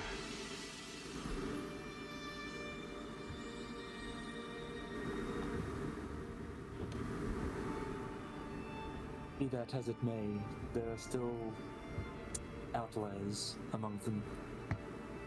Such as Don't you think so? Well, I'm barely one of them. But my teacher, who I learned everything from, she was against the grain, so to say. That is why she was cast out. Against the grain. An apt phrase for a society obsessed with wood. Well, she served her purpose according to the council. Her name was Ulavia, and I was searching for her before I met you. I assume that Lavia is spelled the same way as the thing that was just put in chat.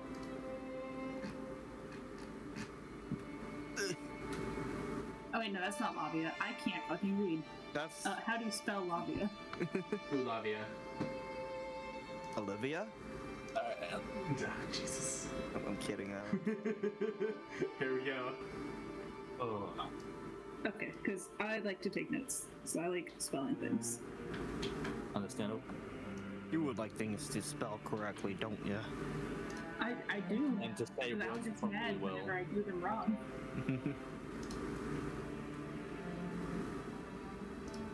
So wait, did she know? Sorry. No, that's all good. I went ahead you and know pasted the your- spelling you sent to me. Yeah, you should probably put everything in a red napkin and shit. Huh. Yeah. Only I've been using it, man. Come on. Huh, Konvu is not on there. Interesting. Oh well. Fuck him. So, We all know who he is. someone was asking a question. Yeah, I was gonna ask. Do they know that you're a champion of a prime dragon? Well, they know I was sent there for a purpose. I was made to learn of the people that raised me, which is, I suppose, nice of them. I don't want to be kept in the dark. But my true purpose lays beyond their walls.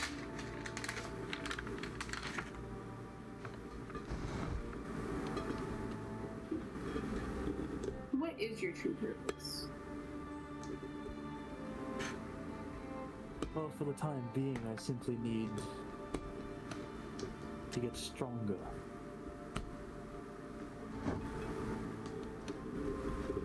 Perhaps one day I'll have a shot at doing something that will make a difference.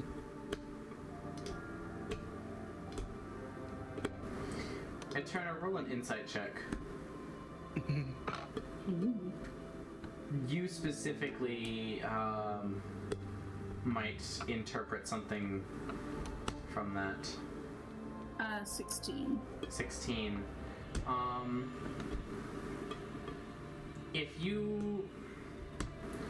If you're trying to conceal necessarily what you're talking about and speaking vaguely on purpose, Asya, you can roll a deception check or a charisma saving throw. Otherwise, we'll just go off of 10 plus your charisma. Well, I'm not exactly trying to be deceptive. I'm just... But are you intentionally... the whole truth. Yeah, not speaking the whole truth, being intentionally vague. Go ahead and roll either deception or, like I said, charisma saving throw. Up to you. Sure. Alright, well, let's save. 23. Damn. Yeah. Ooh. Very charismatic, this Asya. Yeah, so Eterna, as Asya says this, you get the sense that she's talking about something specific, but is being intentionally vague about it, and you don't necessarily know enough about the Wood Elves or what would be something that they might be interested in or something that they wouldn't like that Asya is interested in.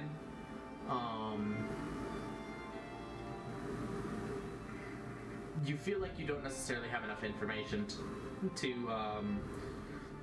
glean what exactly Asya is talking about, but you get the sense that Asya is talking about something specific.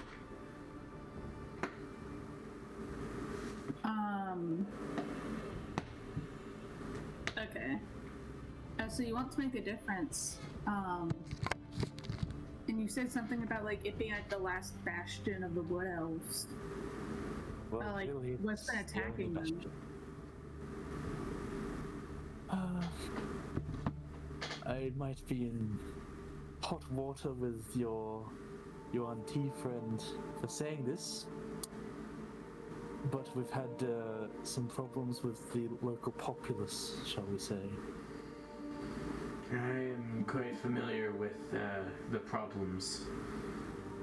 What is the local populace? Is it just like regular like roving zombies or like corrupted creatures or Zombies and other creatures, as well as bands of orcs and some Yuan-Ti. To put it politely, in some professional circles, taking a crack at the Wood Elves is considered a rite of passage. And you could say it was my rite of passage to repel those attacks. do the same. Yes. A constant battleground, that city. so would that say you'd be interested if there were a shift of power away from violence in the Fearlands? I would assume so. Oh, almost certainly. I mean, you Can could we talk beat to it the out old- of them? Sorry. I kind of give Konvu a look.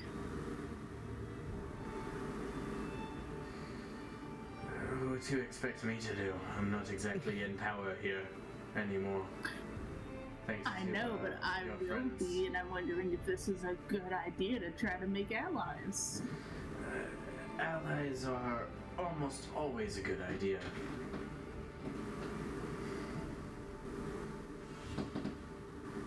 Because, Asya, I am planning on, that is my mission, is I'm trying to kill Draevok and replace them with myself to show that bastard what a real god looks like. And I want to try and stop all of the senseless raiding that happens in the Fearlands, all lawlessness, and create order to make us more powerful and more united. It's a truly divine goal of yours. I think that's a very good idea. And has this been your goal for very long? Let me think about the timeline for a minute. For like 12-ish. I don't know. Little fuzzy. For at least I would say like the past 10 years. As far back as I can remember. Seems that we share a similar interest. You want to kill Draevok? Or just take over the... Well, don't we all? Yeah. I think it's fair to say that a lot of things would be improved if he was to be removed from power. Banished back to the plane he came from. He hasn't exactly taken an interest in the day-to-day goings-on of the Fearlands. Or because he fucked it up. He leaves the generals to squabble amongst themselves.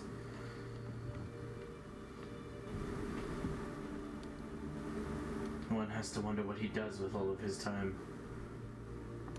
It's curious to think of the vacuum that would be caused with his absence.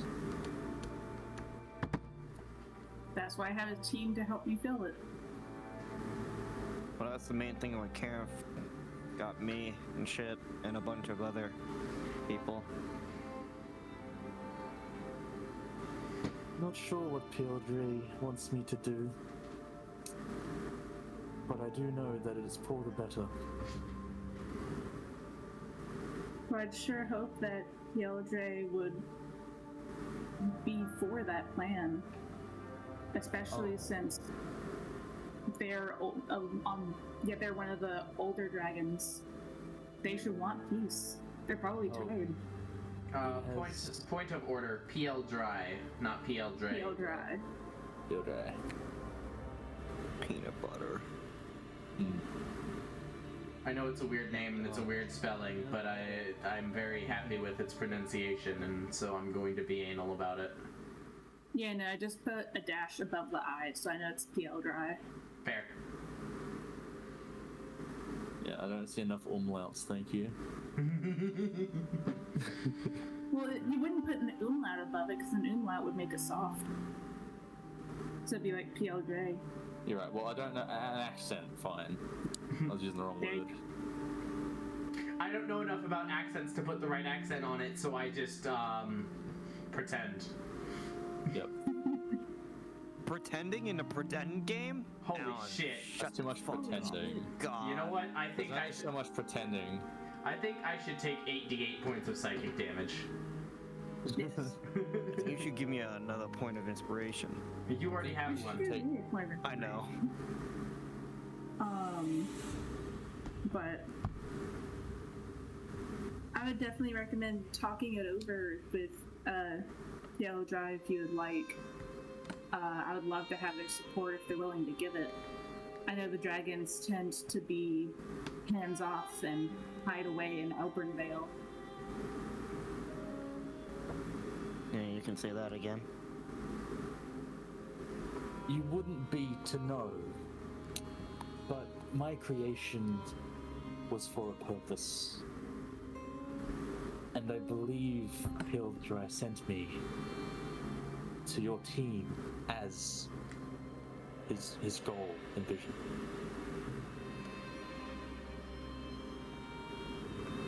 I believe that he wants what you all want. To rid the world of his evil and replace it with something more pure. You know what? Eterna is, like, arrogant enough. She's gonna kind of like whip her hair and be like, "Of course I'm more pure." I really intensely roll my eyes.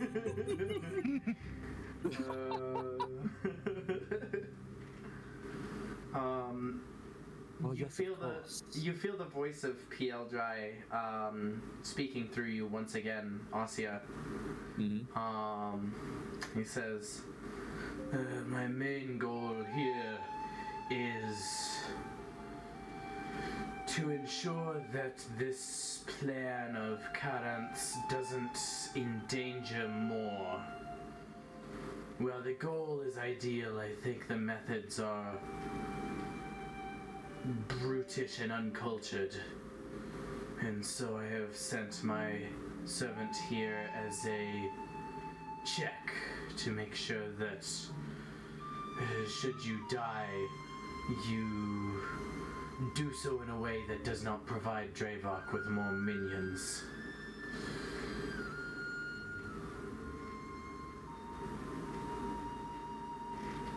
So if we die, we're gonna like burn us so that he can't use our bodies? Like what?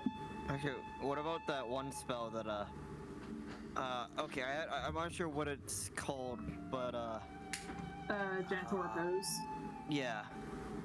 I saw a friend of mine use it on a dragon, a dead dragon. Came out of the sky. I believe that only works for a handful of days, like a week. Well, we sold it, so I mean, we probably ate it too. I just kind of cock my head, like what? You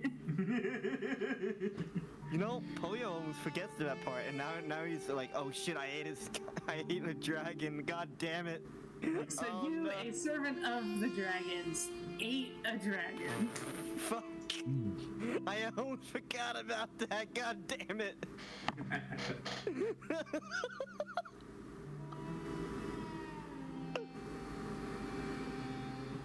Okay. I mean, Karen probably knows, or at least he does now, if all the dragons listen in on conversations. Well, I can't imagine that went down well. Pun intended. no. I mean, it was quite good with some spices. Son of a bitch, Tappy.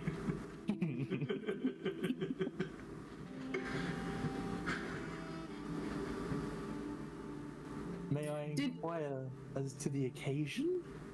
Y'all didn't kill it, did you? No. Basically, Okay. basically what happened, to paraphrase what happened, I mean, another group of adventurers killed it, and we just kind of took their prize and shit, and sold it and got all their riches. I don't think the adventurers killed it. I thought the other dragons killed it because it was a traitor. Yeah.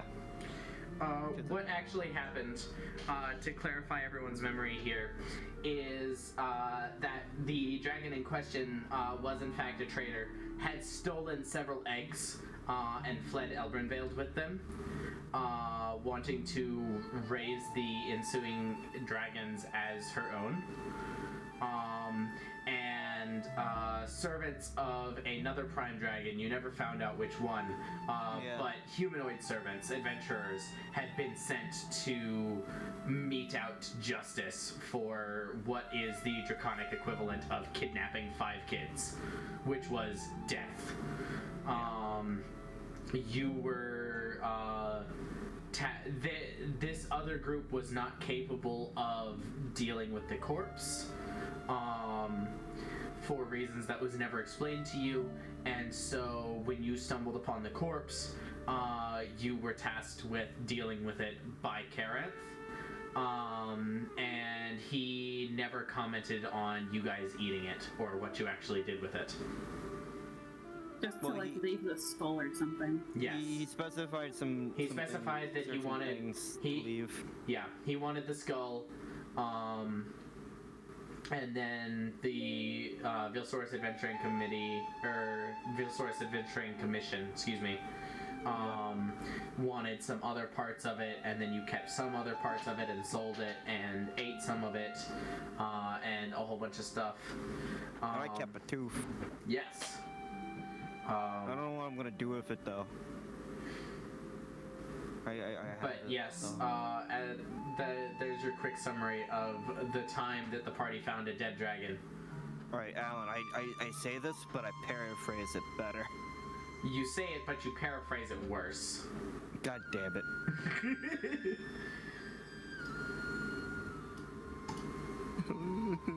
Well, that seems like a convenient scenario. Condoned cannibalism? Listen, Do I think that cannibalism is bad? That's a question. it was a traitor. Convo interjects. Would it really be cannibalism if you were not true dragons the way it was?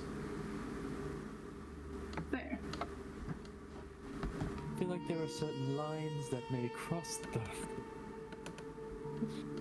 Hey, Karen, what's your thoughts? I never asked you, and I'm genuinely sorry for hitting your kind. I was kind of in the moment and shit.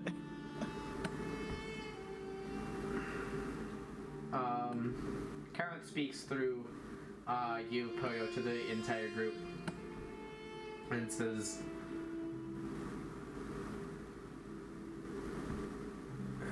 as a traitor to our kind, she was not considered a true dragon anymore, and...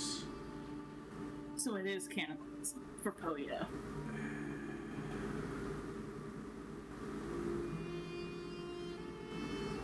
Come on, Jin. The punishment for the crime she committed was expulsion and death. And with that comes the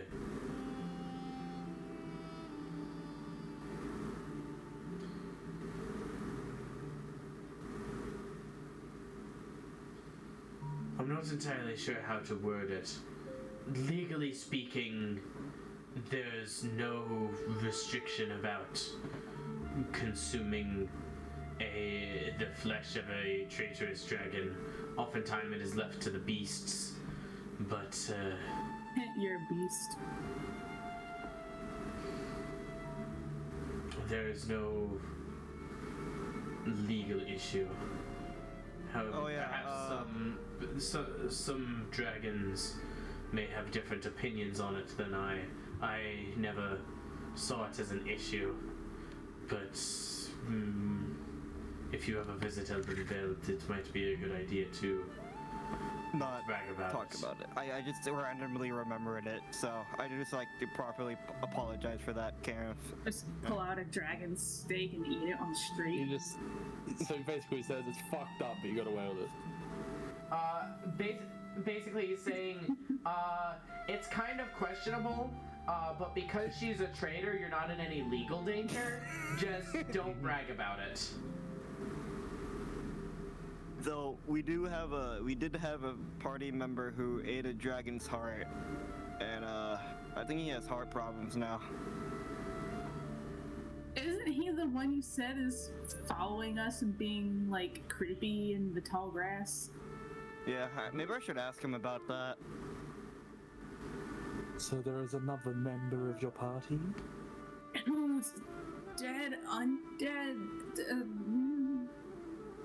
More. I did talk to him though. He seemed to see that he escaped from Draevok. Yeah, which by the way, I want to talk to him about that because I have thoughts and questions. Yeah. Any of you present can roll an insight check if you'd like. Including me, or is it about me? Including me? Including all of you. I do like all of them. All right, Robbie, roll insight. That's another 16.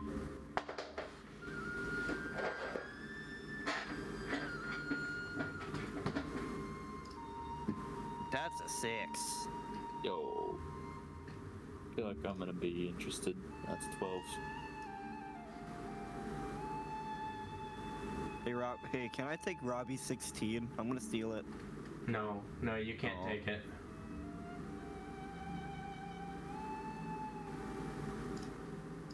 Okay. 16, 12, and 6. Jin, Ruben, either of you want to comment on this? You guys are technically here. You're all riding together. Whoa. That shares information. Horsey. Horsey. Alright. Oh my god, Jin is just mesmerized by the horse. You gotta get a pair of coconuts. Hold on. Got a 9. 9? Okay. Hold on. My dice fell. Where the fuck did it go? I'm just gonna get my. What am I rolling? You can roll insight if you'd like. Insight. In reference to the discussion about Thaliard being slightly undead and talking about having escaped from Draevok. I got an 18. 18. So, Ruben. Yes. Only you notice this. So I'm going to send this to you in a DM. Okay. The rest of you may continue. Yeah, conversation, socializing. So, So, dude. what's your life story? Where did you grow up? What did you do? Where were you when JFK died? Where were you when I died? Where were you when I killed you?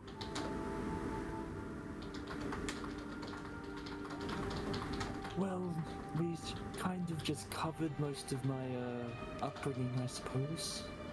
Oh, sorry, I wasn't listening. I'm so used to not being able to hear. Yeah, Sherlock, you can't make that excuse anymore. I'm sorry, I didn't mean to ruin your excuses, bucket. Do it again, though. Well, you seem like you're going to be an interesting fit. A little more structure than everybody else here, including Like you should talk, Sherlock. Hey, I'm the opposite of structure, so I should be able to tell. I don't like that reasoning. I make the horses go faster.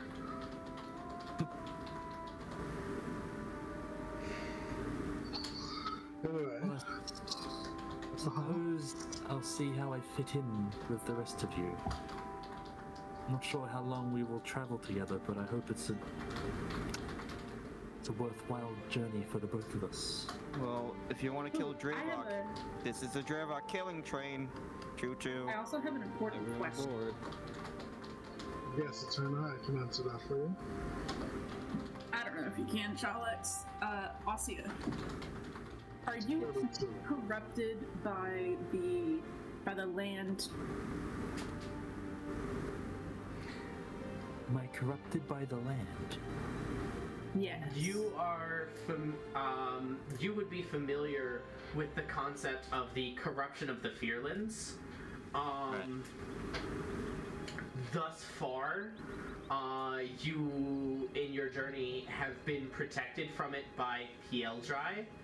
But as the horses have been summoned, that blessing seems to have faded.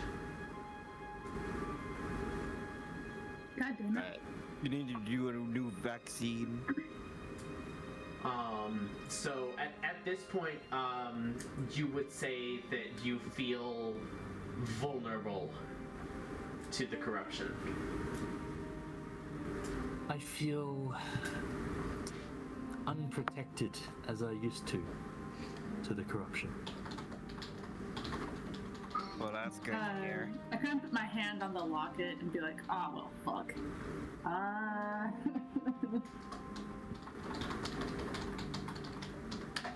I sense that may be problematic. I am able to use this to protect people from the corruption. but it has a max of 10. So I've already been having to change it every night since right now we have 11 people traveling with us. I start But now that turning towards the hostages and smiling at one of them. What? Say kill one of the hostages? I hope you say that out loud and they just hear you like, what the fuck? I'm just smiling at one in random. Oh god.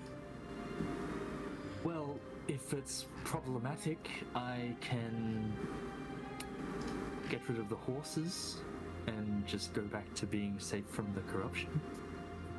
Oh, okay. So like whenever we like stop to camp for the night, you'll be good. I could find out. Okay, I hope. I see that you're a risk taker. I like that. Anyway, it takes. Another option would be to simply have 2 people on watch at a time. And that way you could continue to rotate the protections of the amulet. Yeah, we could do that. Because you have to let it get onto you. And as long as you're awake, you're not gonna let it get onto you, so. Yeah. Okay. Well, that works out then. Alright, I'm taking second shift. Are we done traveling for the No, we're not. We're not. No, you are all still in fact traveling. However, you do not necessarily encounter any difficulties. There are a couple places where you see like orcish patrols off in the distance, which is the first that you've seen of this. The first that you've seen of orcs since Namjoon City. But Kambu each time steers you in a way such that they do not notice you, as he continues to act as your guide. Oh yeah, did you do the dot of the day? I have not, but I will. You guys are about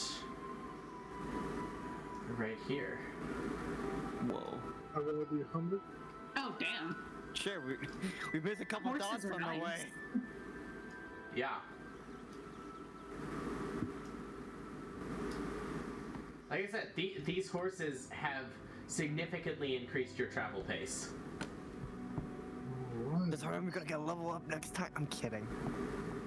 Mostly. No, right now. Level up right now. No. Oh. Soon, but not yet. Actually, hey, Alan. Yeah, what's buddy, up? I got a quick D&D question. I have a quick D&D answer. On the map, just for reference, how much is 500 feet on the map? Too late. You would say? What do you mean? Just 500 feet. You mean the Like, straight distance up. of Dimension Door? No. Oh, I can pull up a more functional version of the map and give you an answer to that. All right. But it's not far. Yeah, I figure not. I'm keeping my eye out for anything that might resemble a beholder. What? Oh yeah, for the taxidermy guy, for the taxidermy girl. Okay. Also, every day I am using my ability. At the beginning and at the end of the day. At the beginning of the day and at the end of the day. Okay. Yes. I will remember that. I will let you know when you send something. Got it. Everything that looks remotely connected to Beholder, just point it out. Yeah. There's a stick. Works at one of its. Hey, that tree has eyeballs on its branches. Maybe that's a beholder. It's a mimic. The tree Oh. laughs. I laughed, the tree laughed, we killed the tree, and we laughed some more. Yeah. That's how it goes, right? So, As you all sort of begin to set up camp for the night, Asya, you try to swap out the Blessing of Pieldrai that you currently have, swapping the horses for the protection, and when you reach for that protection, it doesn't seem to be there. It seems that the horses are here to stay for now. Nice. No. Well, it seems I will require your help after all.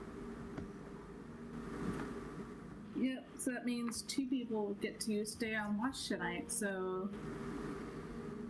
I guess I always take first watch. No bloodshed. Convu, can we do watch together? Ruben, what did I say about holding hands with Convu? I can see Eternal wrapping up a newspaper. I suppose I can take third watch with you, if you wouldn't mind. Sure. I give Convu a shocked look. Ruben just gets ready to lay down. Who wants to take second? Convu is gonna roll an insight check at this sudden outreach, just to see if he can like suss out what prompted it. So if you wouldn't mind rolling deception, persuasion, or a charisma saving throw, whichever you feel is appropriate. Let me see what I had the highest. What was it? Deception, persuasion, or a charisma saving throw. Although I'm not sure it's gonna matter based on what I just rolled. Well, we'll see. I don't know if that's a good thing or a bad thing. It's either a very good thing or a very bad thing. I got a 19 plus 3. 22? Yes. Okay. I will say you see Kambu narrow his eyes slightly at you. He seems to see that something is up. Maybe he doesn't necessarily know what's up or why you're doing this, but he knows for a fact that this is not random. Ruben's gonna trauma dump him.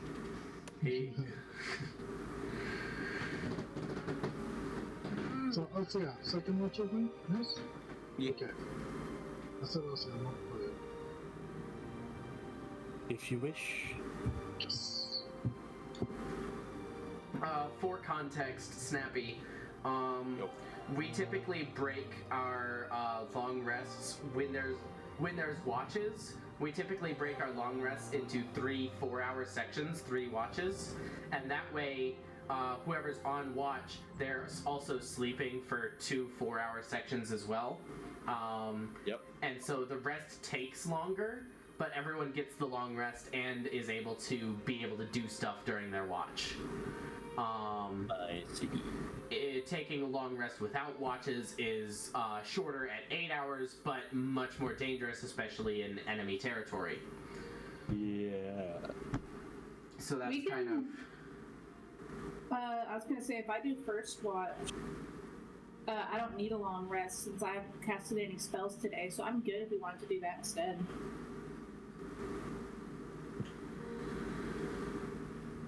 What, so you take first watch alone, and then Shalex's Asya, and then Kamvu Ruben? So we wouldn't need a third watch. Right? That would affect whoever's on second watch. Like, that would affect more than just you. Yeah, that's me. Okay. Yeah. Because it would be whoever's on... If you only do 2 watches for a total of 8 hours, it would be whoever's watching that night would only get a short rest instead of a long rest. Not just you. And it would also affect... Not taking a long rest does also affect whether you need to save against exhaustion. So... Yeah. You can, but it's not recommended. Cool. Okay, once we kind of set up camp, I am going to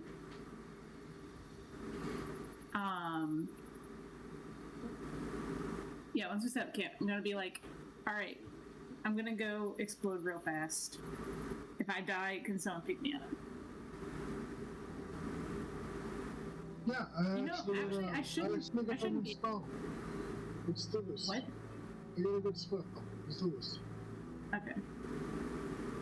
I heard, can I keep your skull? And that's why I was like, what? Skrillex would have said. Shalex would say something like that. I know Shalex would. That's why I had to ask. They didn't, but they could have. Oh god. Okay, so let me do my Yep. 10d10. Kaboom! Roll a con save. Bonus action, I cast Halo Rejuvenation. Con save. You are fine. Oh. As Well, always. maybe not mentally though. Yeah. Y'all, and- y'all know mentally. Yeah. 59 and 26 is 33. You're casting that as just at second level. Yeah. Oh, I don't need to be healed. I'm fine. It's just in the case I died. Right. Well, you're healed now. Yeah. So Halo Rejuvenation technically does, over the course of the full minute, 1d or 10d6 plus your spellcasting ability modifier.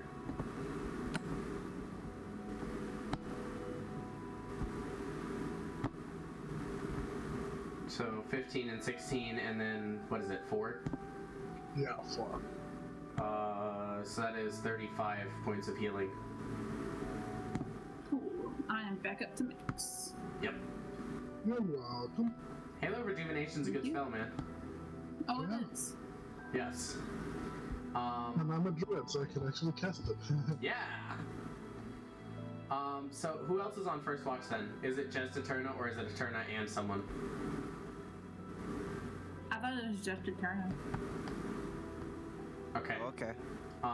That does mean that you have to choose someone to not be protected for the first watch then. If everyone else Pick me, is asleep. pick me, pick me, No, pick me. It's my turn. pick me. It's my turn. It's Mom said it's my turn on the corruption. Protect. It's my turn. Protect. You know what? I'm not gonna protect Shalex for the first watch. Yes. Okay. Because they didn't put on the reins whenever I told Catterick to grab them. That's fair. That's fair. So, 300? Fuck you. first watch, Eterna, go ahead and roll a perception check, and Shalex, since you're only exposed for half of your long rest, I will have you roll your con save with advantage. Yes. Wait, but I'm not protecting myself. You are not protecting yourself, but you're also awake, Yeah. which affects it. Like Shalex said, when you're awake, you're more resistant to it. It's when you're asleep that your defenses kind of drop and it seeps in. Yeah. That is 15. a Not enough? success. Ah, damn it. Okay. Yeah, no corruption for you. Oh. Very resistant to it. Gosh darn it. Cool. And perception check. Yes. My perception is 18 plus 5, so 23. Very nice, very nice.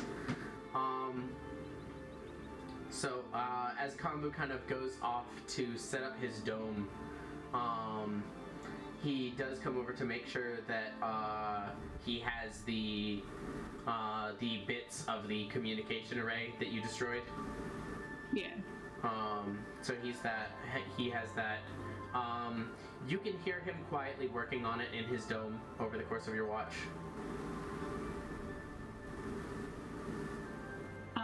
I'd like to point out that like every time I'm on watch, I do look up at the rings because I'm still like something's missing. Yeah. Actually, I want to ask Convu because he's old as hell.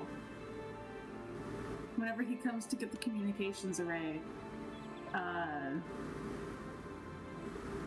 gonna be like looking up at the rings, and I'm gonna ask him about it and be like, "You're old as fuck. Do you like something feels weird about the rings? Like, do you know anything?" My focus has often been more on the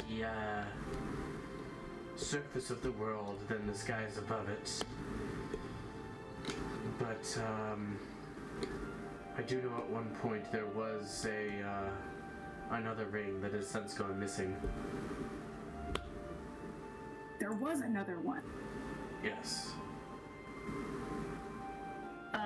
I'm kind of like, "Yeah, fuck you," and I flip off Ruben, even though Ruben's asleep. Because I'm not an alien. Oh yeah, prove it. My notes say alien, therefore you're an alien. The notes don't. I'm an ace attorney. The evidence says that you are an alien. Evidence does not lie.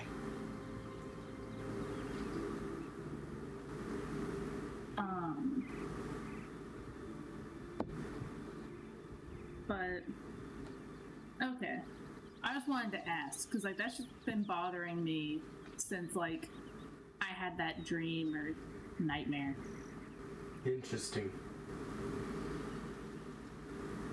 If you have other questions about the past, I'd be happy to answer what I can. When did like has the Fearlands always been like orcs kind of like running around harassing people, or like was there ever order in the Fearlands? The Fearlands is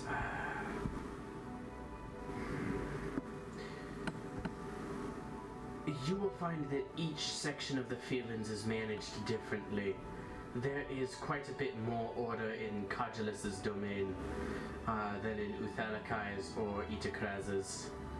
Uthalakai tends to manage more from the shadows. Let the orcs think that they're running things. There is a method to the madness.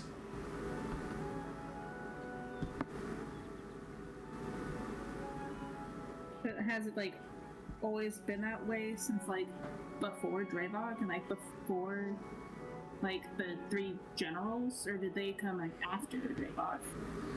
The three generals and Draevok arrived much at the same time in the Emergence War.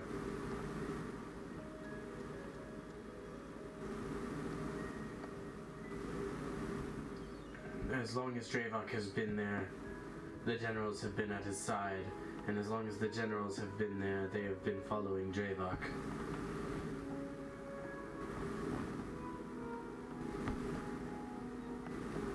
But before then, you don't remember there being like a particular order, like developed country or anything? Before then, there were developed countries. You've seen the ruins of them.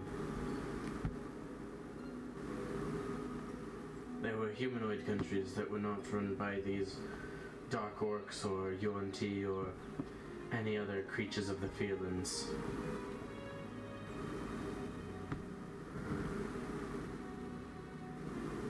Interesting.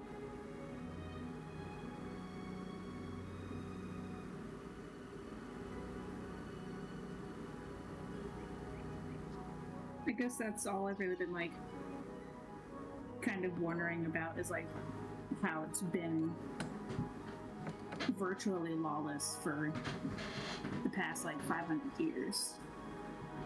I promise you, within Uthalakai's domain, it only seems lawless. As I said, she tends to rule from the shadows.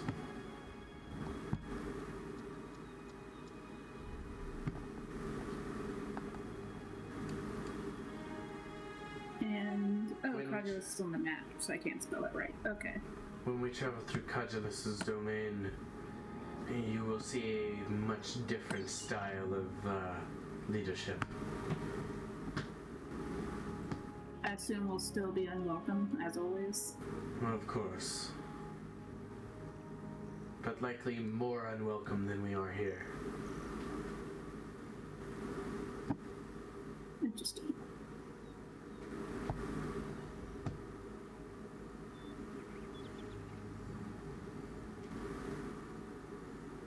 God, if I could spell unwelcome. I put 2 O's and I was like, no. Unwelcome. Unwelcome. So yeah, with a, what was it, 23 on perception? Yeah. Like I said, you notice Kambu working in his dome. You can hear that, softly, as you are on watch. In the plains around you as well,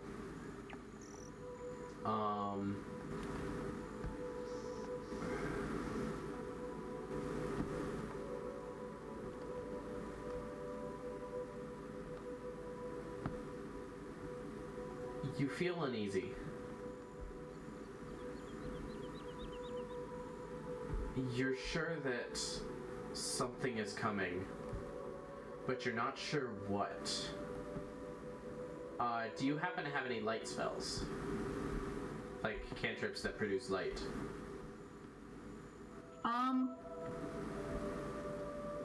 Technically. And if not, would you have lit a torch? I have Firebolt. That's a flash of light, but that's not really like sustained light to see with. I think I have like better dark vision. No, my dark vision's still 60 feet. Yeah. I lied. I have 120 feet of dark vision. Eye of the dark. Yes. But I do have a torch. I probably wouldn't have lit one though, because we are trying to like keep a low profile. Yeah. As you kind of lean in towards your shadow magic, you feel, like I said, you feel that unease, and you glimpse that something is moving around the campsite invisibly.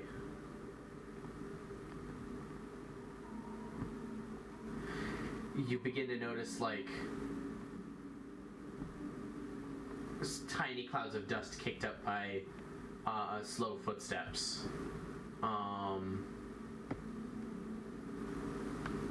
Not necessarily a twig snapping, but like a branch being rustled slightly in some underbrush.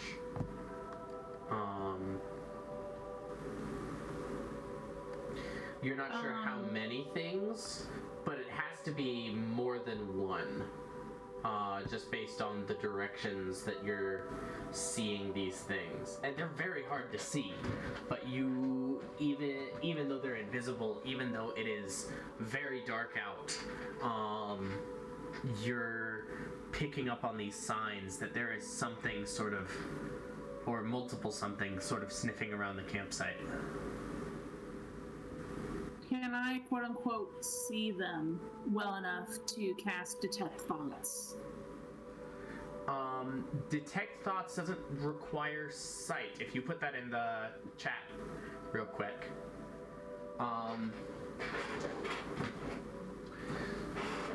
So one of the things that you can see within 30 feet of you. Yeah.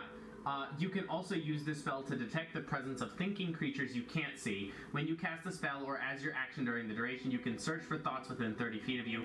The spell can penetrate barriers, but 2 feet of rock, 2 inches of any metal other than lead, or a thin sheet of lead blocks you. You can't detect a creature with an intelligence of 3 or lower, or one that doesn't speak any language. Once you detect the presence of a creature in this way, you can read its thoughts for the rest of the duration as described above, even if you can't see it, but it must still be within range. Okay. So you can suss out like where they are within 30 feet of you, and then detect, like try to probe into their thoughts with Detect Thoughts after afterwards. It just takes a little longer. I would like to do that. Okay. As you cast Detect Thoughts, there are... Let me double check something real quick.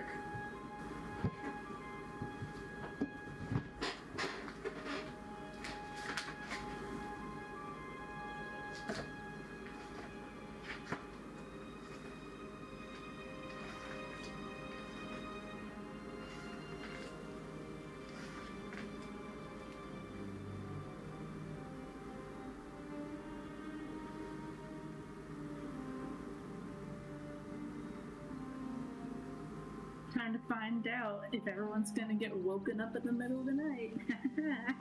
There are 12 of them. Fuck. That tends to happen a lot.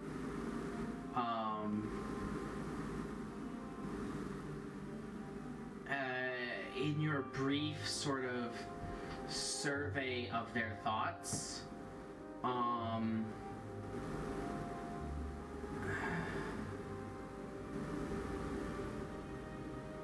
they seem to be more curious than hostile. But there's a level of not just fear, but sort of apprehension and adrenaline to their thoughts. That you know that if you try to interact with them, they are either going to run the fuck away or beat the shit out of you and then run the fuck away. But they don't seem to be interested in hurting anyone or anything. They just seem curious. That's what you get with your Detect Thoughts. Okay.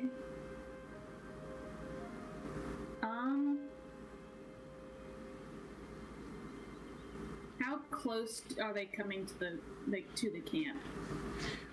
Within 10 feet. Like they're not getting close enough to touch any of your companions or anybody that's like asleep. But they are getting close enough to like rifle through bags if they wanted to. Again, you're not entirely sure if they're doing that or not. It's very hard to track these, even though you can detect them with Detect Thoughts, even with that high perception, it's still very hard to keep track of them, especially since there's so many of them.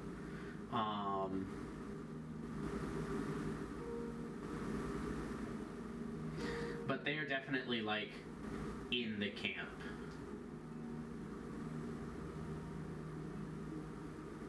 Okay. I'm going to like watch them for like a minute, and once they get like, I think that like I have like where they are kind of like pinned down, I'm gonna try to freeze them in place.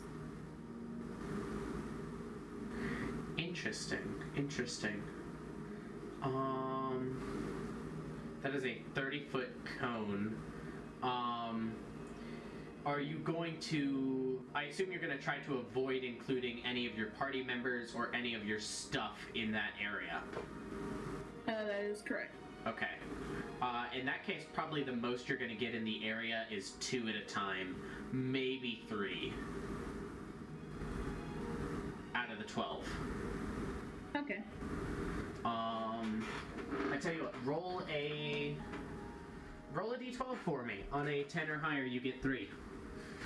Anything else, you get 2. That is a 10. 10. Okay. Let me go ahead and roll some saving throws for these creatures.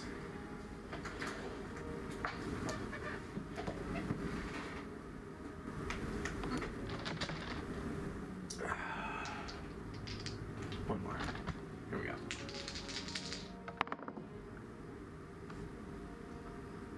Positively awful.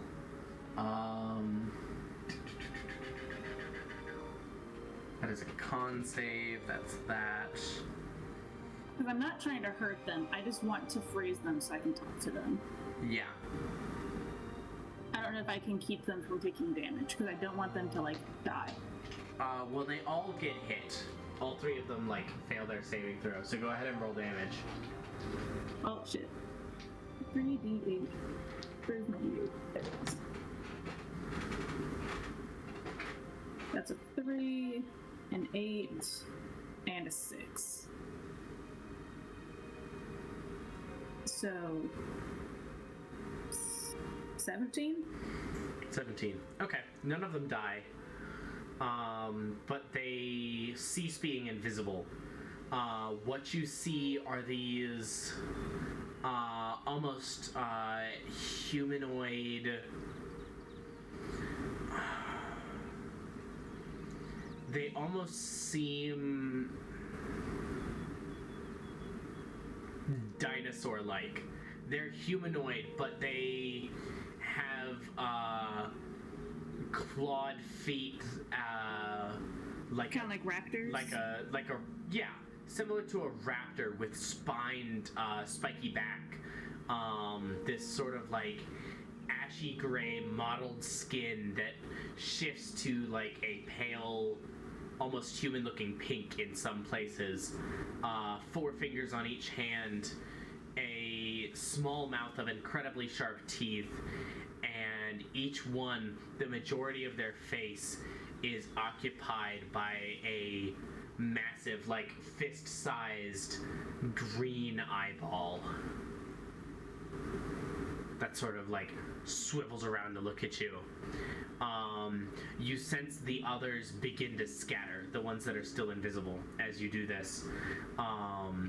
That's what I figured. And the ones that you have trapped immediately begin trying to scrape off the ice. You hear one of them say in Undercommon, it's muttered, so you don't necessarily get the entire context, but it's something along the lines of,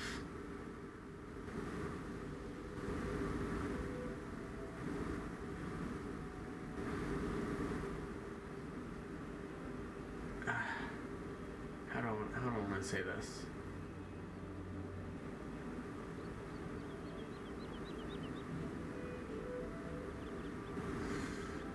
It seems to be almost like an old verbal component for a spell, but there's no spell happening. There's no spell being cast. It seems rehearsed almost instinctively. Followed by a pair of swear words as realization hits this one particular creature, but it is spoken in Undercommon. In Undercommon, I'm like, hey, I'm not trying to hurt you. I just don't know who you are.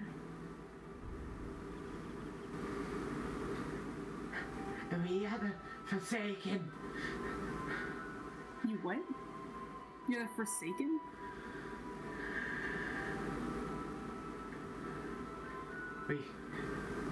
We studied, we learned, we knew. And for that we were broken. We will seek to be whole. Find the knowledge, the ritual. Broken by who? The one who breaks. Do you mean Itacraz or Codulus? Names bad. Names give power, names are dangerous. No names. Is the one who breaks the General of the North, or he who sees them all?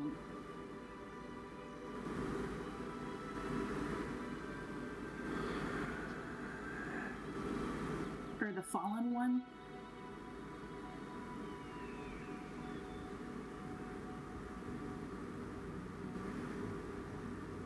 I want to help you.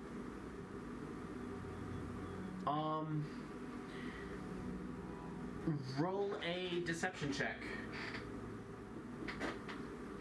I do want to help them. You do. This is something different. Oh, okay. This is an ability that they are using that forces you to roll a deception check. Deception is 15 plus 4, so 19. 19. That is not quite enough. Question. That's an ability check? Yes. Magical guidance. Sure. That is a 17 plus, what was it, deception? Yeah. So that's 21. That is enough. It rolled a 20. Dirty 20. So as this creature is like listening to what you were saying, you can see the eyeball sort of twitching, almost scanning you. The other two have at this point scraped off the ice, and so has this one, and the other two have vanished into the night. This one is staying here, sort of crouched, hunched down, one hand on the ground, one hand on one of its knees, peering at you, and you feel for a moment that baleful green eye gaze through you, and you feel seen, and instinctively you've dealt with illusions and psionic magic before. Even with like detect thoughts, your knowledge of those spells, you begin to seal off your thoughts almost instinctively, and as you do, the creature hisses.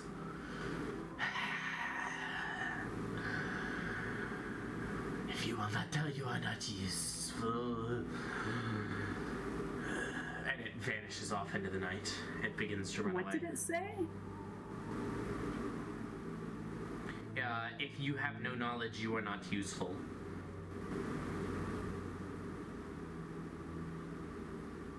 He called you dumb. He called you dumb. Hee hee. Get called stupid. Ha ha, stupid alien. I hate all of you. Stupid alien from the netherworld. From the Netherlands, goddamn. Go into the nether. The stupid people. Haha, point last. I go to... Is Combo on the second watch or the third watch? I Third. think he's on the third watch. So he is currently in his dome. On the second watch, I don't remember who was on the second watch. Poyo and Jin? No, Shalix and Osira. Or not Osira. Asia. Asia. Yep. Just think of the word awesome and then make it weird. Oh, I keep thinking of Hasia, the country. You know, that does also work. Honestly, just think of the word Aussie, but pronounce it like you're American.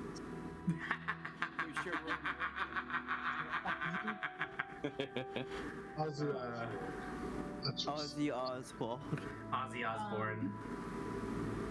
Cool. So, I wake those two up and switch my protection. Yes. Okay. So. I also tell them to keep an eye out, even though I don't think anything's going to happen. Right.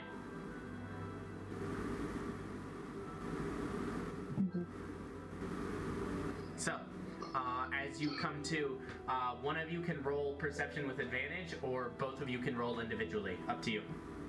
You wanna roll?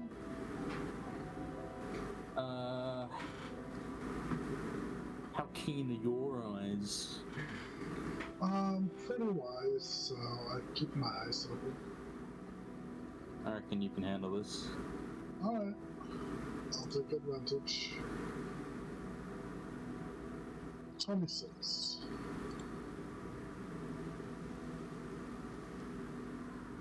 $26. Very good.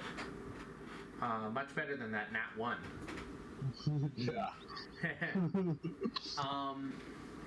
After a couple of hours, you notice the same thing that Eterna noticed. A few invisible footsteps sort of around the campsite. Hey, awesome. Yes?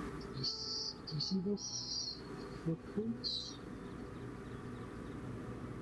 Do I? You can, yeah. Once Shalix points it out, you can see like a bridge moving, even though there's no wind. Small cloud of dust, as like you get the sense immediately something invisible is stalking around this campsite.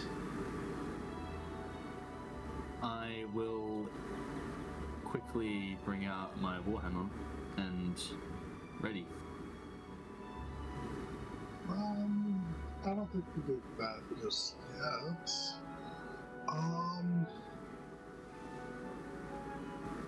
Invisible. I don't have anything. Do you have anything to see invisibility?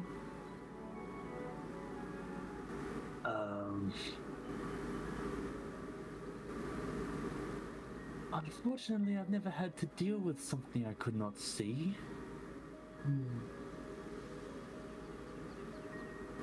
Alright. Okay, this makes things more difficult. What are you capable of? Good at flattening things, mostly.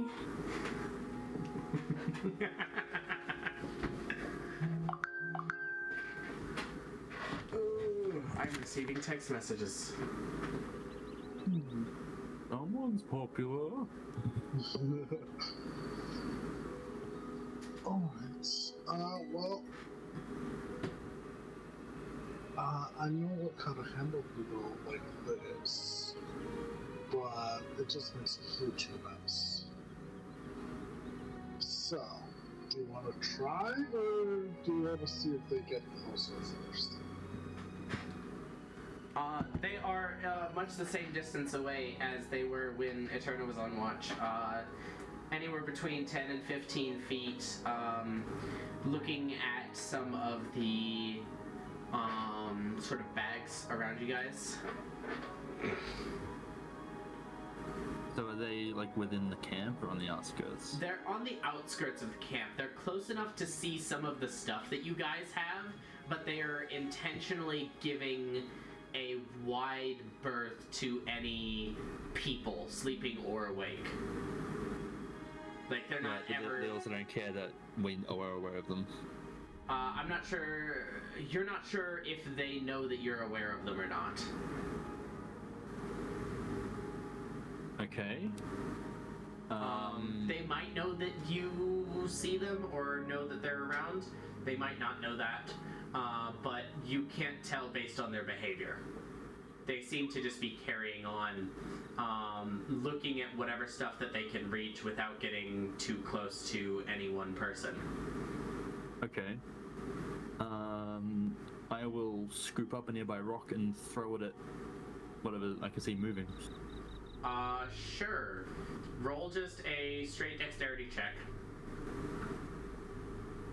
See how good your rock throwing is. Oh, that's a save. My bad. All good. Yeah. Oh. Ooh, very good. Yeah.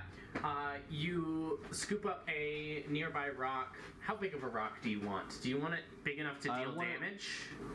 I would say it's, you know, like when you skim rocks, maybe something about that size. Yeah. So smaller than, not like a fist-sized rock. Yeah, smaller than like my palm. Yeah. Okay, so that's not big enough to really do a ton of damage, but it is going to break the invisibility of the creature that you hit. This creature is like, maybe like looking closely at Ruben's axe that is like set up, leaning up against a bush or on the ground or wherever you would have set it. No, Ruben definitely cuddles his axe. Okay, well then, like, standing, like, maybe, like, 7 feet away, like, hunched over, peering at the axe. And as you chuck the rock, it kind of hits it on the shoulder, and that same creature type is revealed. This same, like, mottled skin, spined back, clawed feet, and hands with 3 toes, 4 fingers, and the baleful green eye that sort of turns around to look at you and hisses momentarily, and then stops. And it What kind of. do you think you are doing in our camp? kind of tilts its head at you.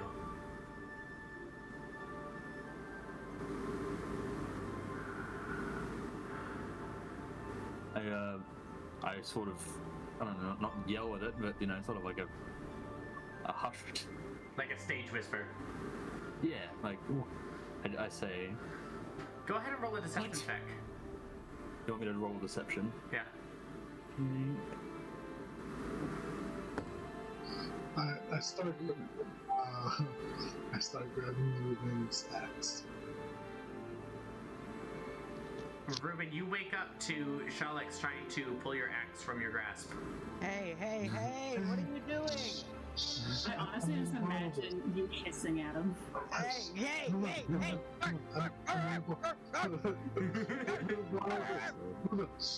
You can wake up everyone. I need Why are you taking my baby? I'm gonna give it back to you in a second. Oh, I needed to sleep. Just a club. Just a club, and I whack him over the head with it.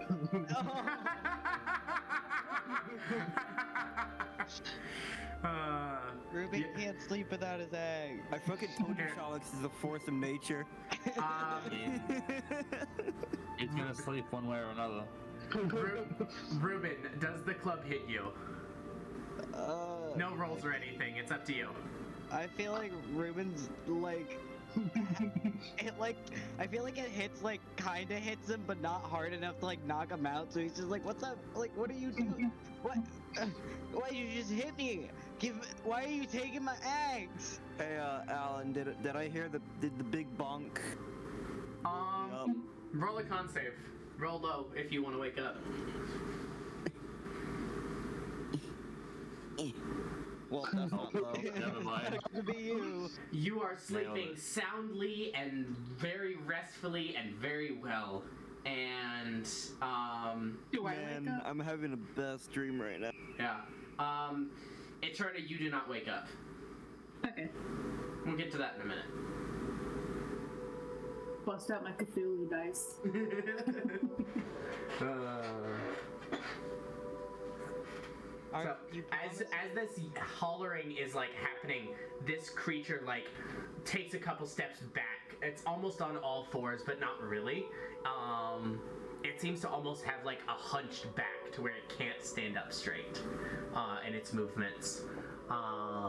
But it's not running away yet. What was that deception check that you got, Asia? 15?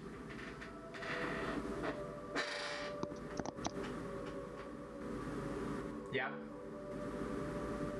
Asia? Yeah. Sorry, 1 second.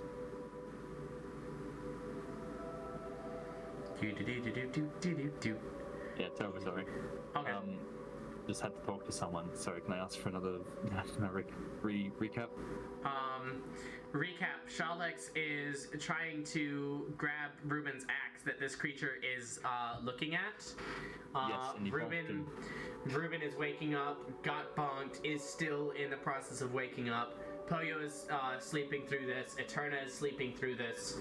I don't know if Jin's sleeping through this or not. Jordan, you doing okay? Jordan's doing homework right now. That would explain it. Okay. So yeah, and the creature has taken a couple steps back, but has not run away yet. And it glances back over to you, and your deception was 15, yes? Yes. Okay. So that is less than what it rolled. And so as it looks into your eyes, it almost again, it looks through you, and you feel your history almost splayed out in front of it. Why don't you message me a secret that your character has?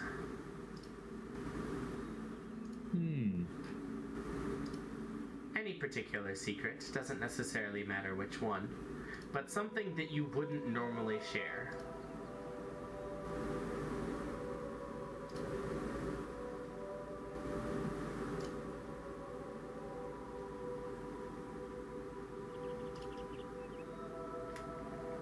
While you're picking out which one of those you'd like to send me. Ruben, I believe you were in the process of acquiescing to Shalex, or asking like what he needs with your axe. Why do you need my axe? Look, I'll go right back. There's something I have to do with it really fast, and I'll bring it back shinier than it is right now. You promise you're not gonna do any weird shit to it? Cause like I need this to sleep. I can't promise. sleep. I promise. Listen, Nothing weird is gonna happen to it.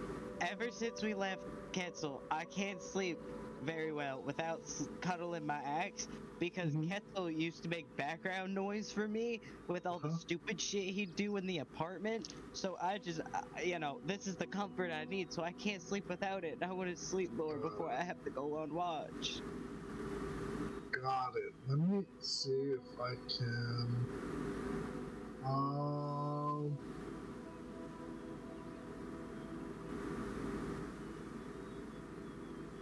Yeah, I can do this. Thank you, Asia. I say, okay, here, let me hold that, and here, hold this really fast. I give him the club to hold, and then I'll cast Druidcraft on it, so that it sounds like there's a cadence within the club. Interesting. So Charlotte kind of like puts this club into your hands, and I would imagine the sounds coming off of this club sound similar to like a Looney Tunes cartoon with all of the words removed, just the sound effects, and it's playing like 2 rooms away. Yes. Okay. You know what? I'll give it to you for 5 minutes. And then I have it right back, but I'm gonna wait until you give it to me, because I want that. Yeah.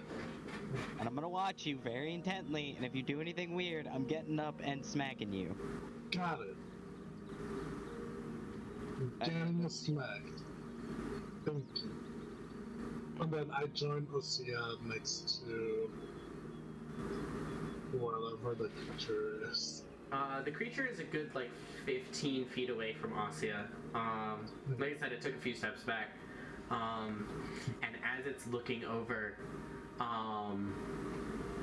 you could hear it whisper in Undercommon. I don't know if either of you speak Undercommon. No. Damn it, well. It seems to be whispering to you in... Again, Osea, even though you don't speak Undercommon, you would recognize this as Undercommon, as the main language of the undead. It seems to be speaking to you, and you don't know what it's saying, but you recognize the name Yifu. And it sort of, again, stabs through you that, like, how does this creature know about those events? It seems to be speaking about it.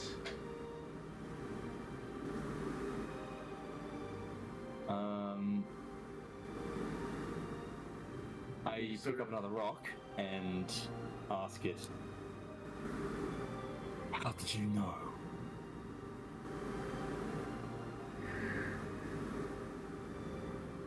In common now, it says, the curse is a blessing. Insights, never the right ones.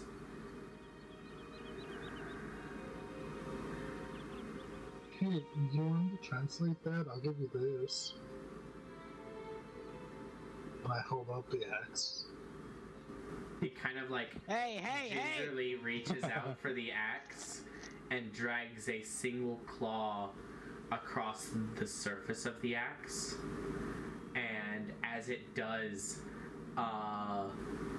the axe head flashes with a brief, like, blinding scrawled text across it before the text disappears. Ruben gets up. Ruben starts running towards it. As you start running towards it, this creature just starts running off into the night. Not carrying the axe or anything, just running the fuck away. I snatch my axe from Jalex. So careful, there's something on it now. You bastard! I told you not to do anything to my fucking baby, and this is what you do? Ruben, shut up. I'm trying to sleep. You know what? I'll remember that next time I have to, save you from anything, and you did something to this, and I'll just be like, oh man, I can't, because Jalex touched my axe and tried to pawn it off to the enemy! Do I notice any of other footprints running away at the same time that, yeah, most of them left at the first, like, stage whisper. A few of them hung out, but now with this yelling and this running, they are all leaving. I was about to hold out my bow and said, like, damn it. Oh, come on. So, Luna, check out your axe, see if it does anything different. I look over it. It's slimy. Very sticky. Roll just a straight d20.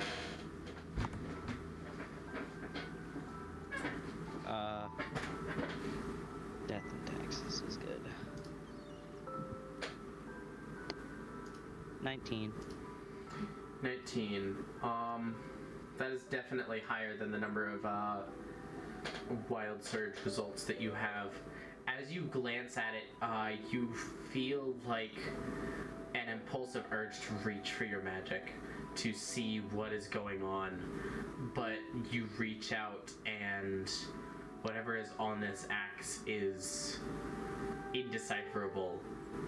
But the axe doesn't feel changed. It seems as if whatever you saw was already a part of this axe before the events of the night. You're not sure what that means, but you get the distinct sensation that that writing was already on the axe, hidden, and all the creature did was reveal it for a split second. So I can still see that, like, text. No, you cannot. It flashed brightly for a moment and disappeared again. And it just looks like your axe.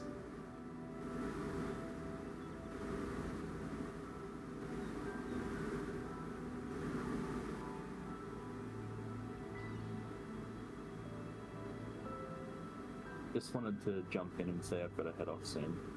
Gotcha. Yeah, we're not going too much further. We only got 30 minutes left in the session. Okay, I can probably hang on. Ossia probably won't have anything to do after this watch is over. I'm planning on ending it at the end of the long rest. Oh, okay. So, if you need to go after this watch, then you can. Alright, we'll do. Yeah. Alright, yeah, just so you know, there are invisible creatures. I think they're small. Yeah, that's it. Okay, now I'm going back to bed. Okay. If you keep the club. I kick it far away from me. And I go back to cuddling my axe. I make the sounds come from the axe. Well,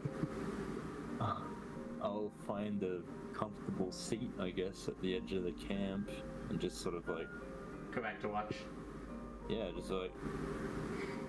That was... interesting. Yeah, I've learned that not everything must kill us. It's weird. Nice change of pace. Yeah.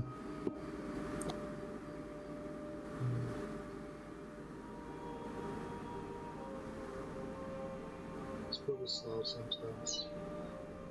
Hmm. Sometimes I just like to take a nap and look at the tornado because she hasn't protected me. I felt the things coming for me again. Felt my ears falling off. Never felt the touch of the corruption before. It's Yeah. spicy. It's spicy. At this point, I would say you would probably notice at the mention of Shalix's ears, you look up. Shalix's ears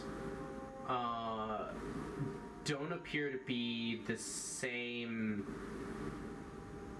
sort of gem. They don't have the same gem-like appearance as the rest of their body. They seem to be composed of almost translucent brass scales. They don't exactly look like ears. They're close, and they're in the right place. But they are very distinctly different from the rest of Shalix. By the way, you have a very interesting pair of ears on you. Did something Wow. happen? Yeah, I mean, apart from having a really incredible luck in that birth thing that we all did,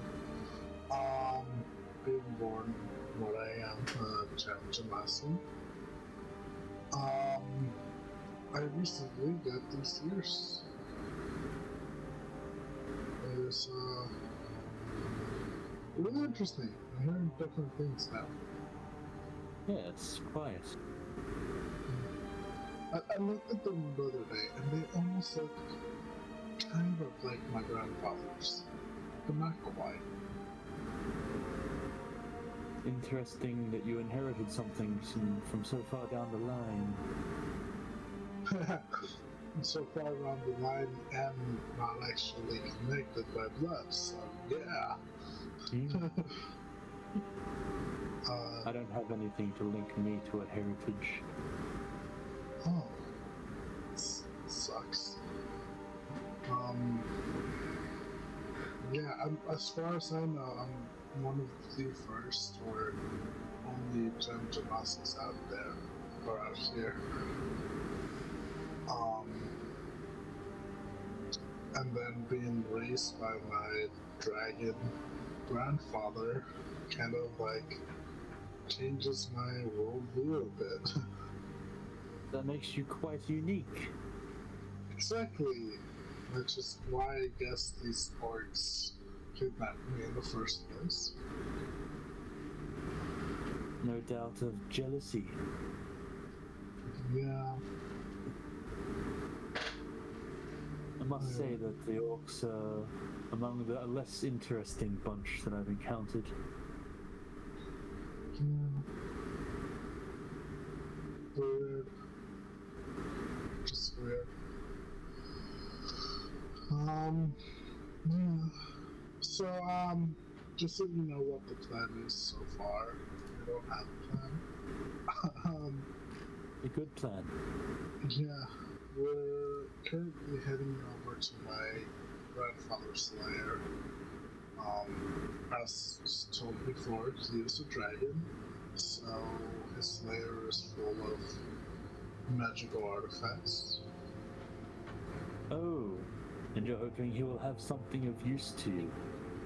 Yeah, I remember seeing him do very powerful things over there, but at the time there was no need for me to touch them, and he wouldn't let me. Of course.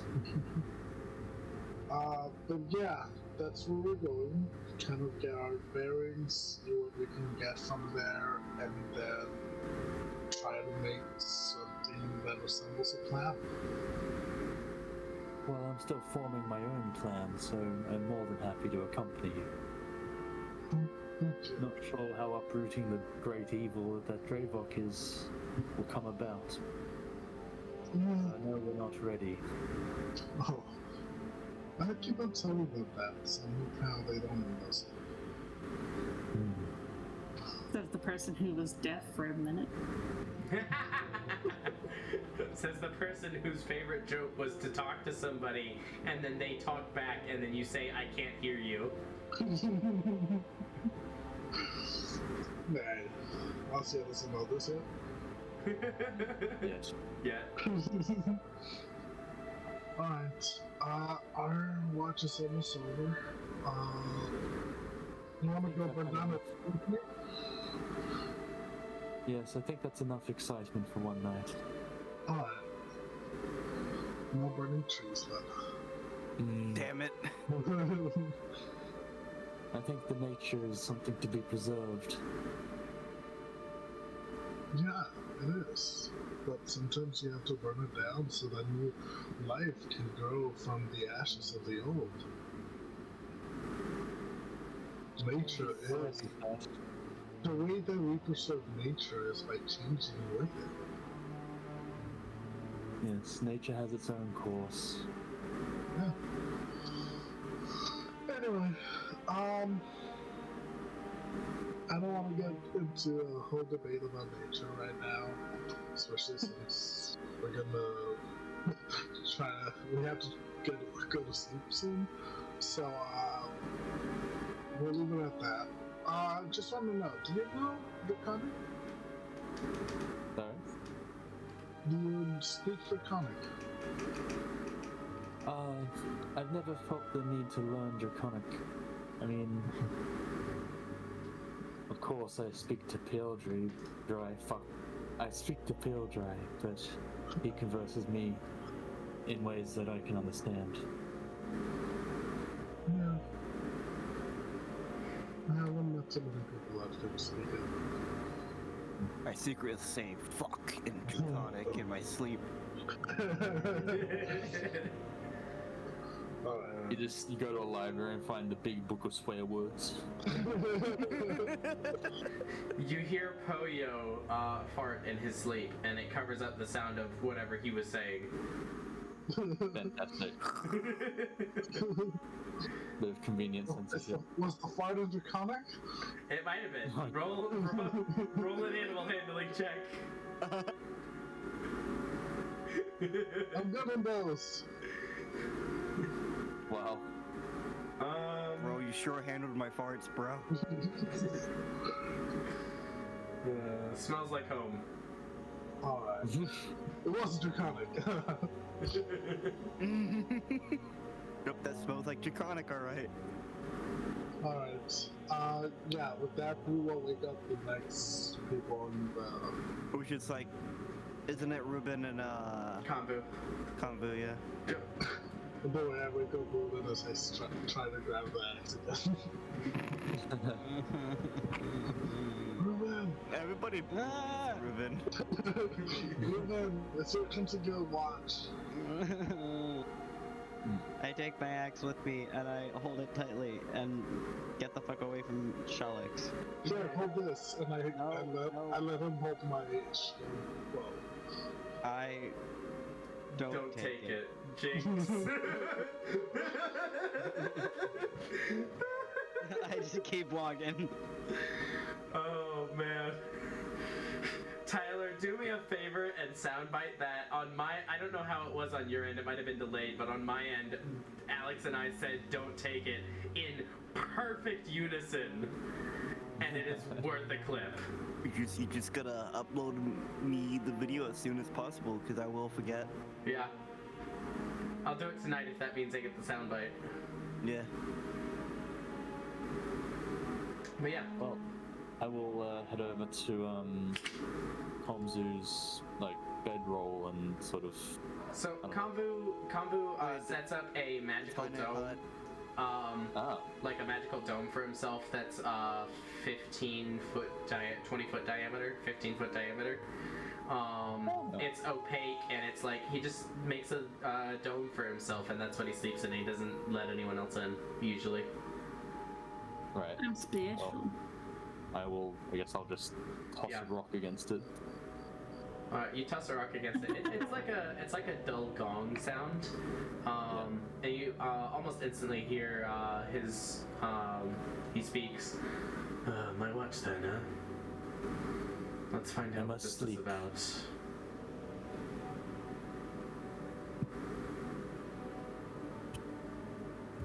asleep. You take over. Rest. You'll need your strength.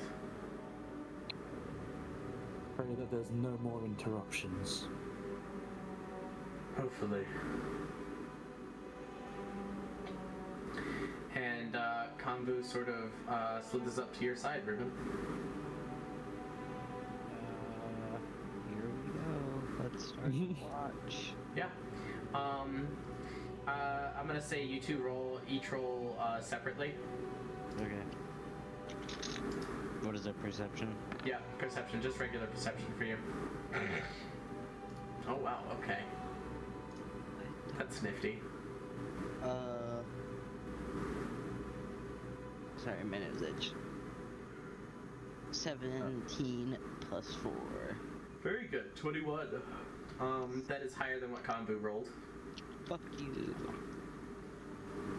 So, I'm probably gonna head off. So thank you for introducing me, and I'll catch you guys in the next session. yeah, very fun to play with you. Thanks. Likewise. We'll see you guys. See you, Snappy. See ya.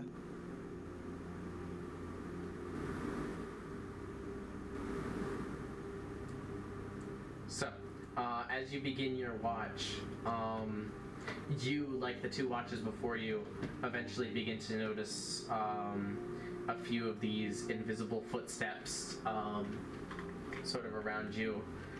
Ruben, you immediately get the sense that it's the same creature that took an interest in your axe earlier. Same creature or creatures. Alright. Kambu kind of holds up his normal hand just for a moment. This is...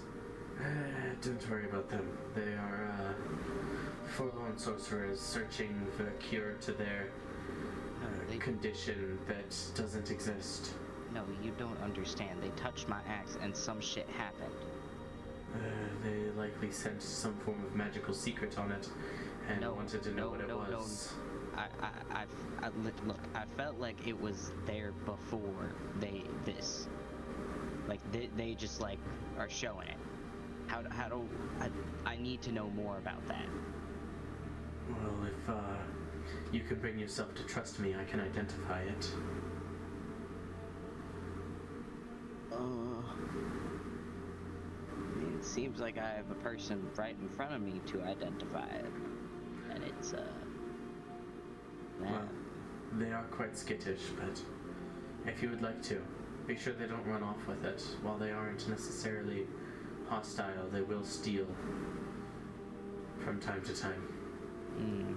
What about you come with me? I will do what I can to ensure the safety of the camp. I mean, how far out are they? At this point that you've noticed them, you kind of knew to look for them. So keeping an eye out with the 21, you probably spot them when they're about 40 feet away. And they're like slowly creeping closer. They're maybe 30 feet by now. They're not moving very quickly, and they seem rather skittish as creatures.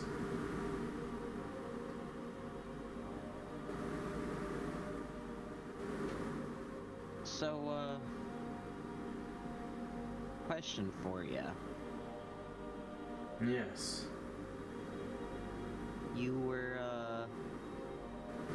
doing something on the trip when, Eterna mentioned Thaliard and wanted to speak to him.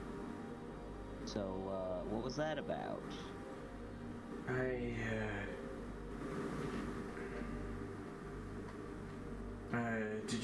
assume you saw my amulet then? Mm-hmm. Well, then you know what you need to know. I like to keep my religion private. So it was praying, not, no spells, talking to anyone higher up? What a spell to speak to someone higher up seems to me to be praying with extra magic involved.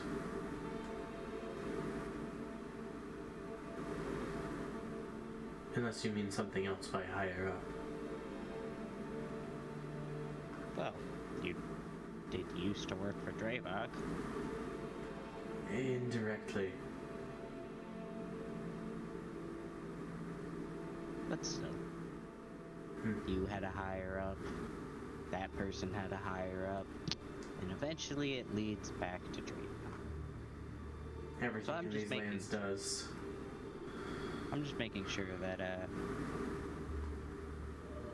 you're not planning on doing anything funny to the group. I will act as I always have, in my own best interest. Right now, my best interest is to remain allied with the group and escape the Fearlands.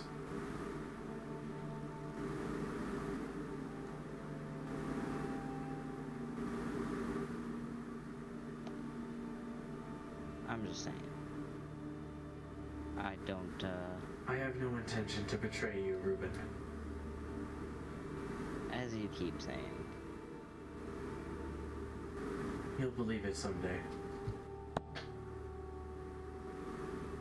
Maybe. How far is the group now? About 20 feet, closing in on 15, from you. And you guys are kind of a little bit off from the camp, keeping watch at the edge. So there may be another 10 feet from the camp to you. So, at least the ones in front of you. I kinda slowly try and like make a hand gesture to be like, come here, in just like in their general direction. Do you speak Undercommon? I do not. Okay. You hear Konvu whisper in a language you don't understand. And as he does, he sort of sets his hand on the ground in front of him. His serpent hand, the snakehead hand. And the tongue from that serpent mouth kind of flicks out and tastes the ground a couple of times. And as it does, two of the creatures in front of you end their invisibility and look up at you. And one of them says in broken common, "Share secrets." I want to know what that was.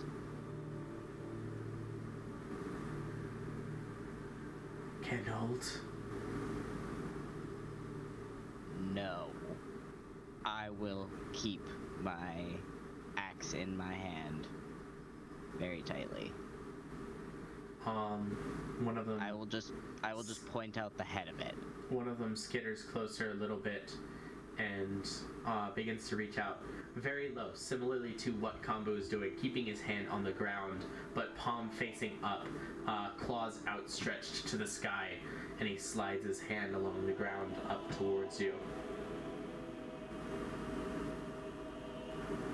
Almost laying flat on his stomach at this point. Do not take it out of my hands, or else your head will be on the floor. No take.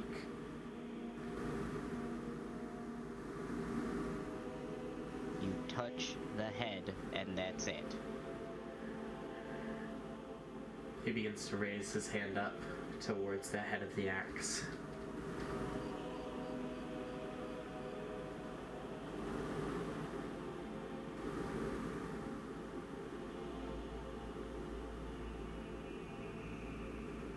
Do you let him touch it? I am keeping a... You know what, I shouldn't do that. I'm not going to do that. I'm just going to keep a very large grip on this, very heavy grip on this, and let him touch, like, the pointy bit of it, like the very tip of it.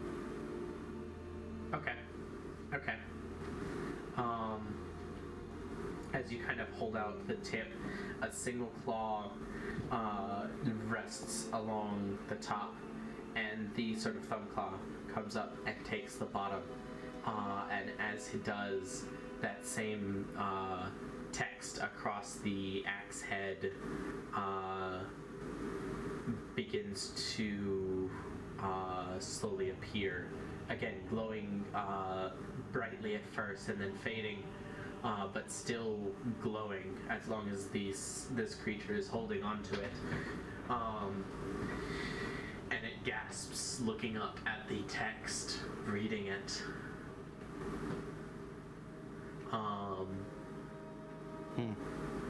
The text is in a language that you know. A language I know. Infernal. Infernal.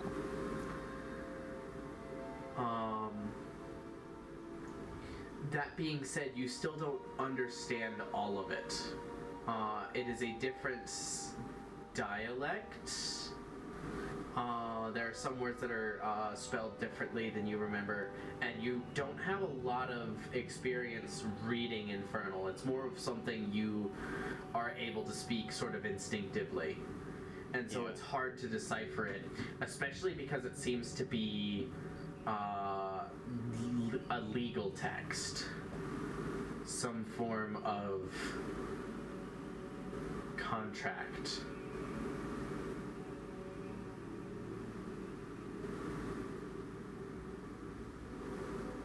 You see your father's name mentioned and signed at the bottom.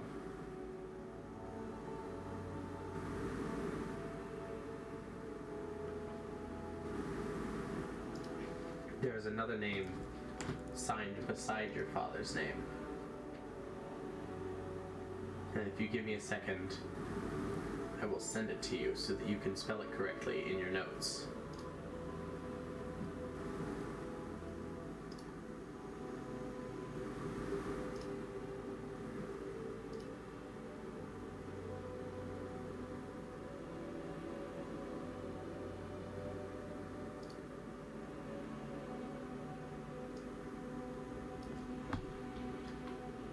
But I will also pronounce it for you. Find your DMs. Here you go. You see the name Mugdronic.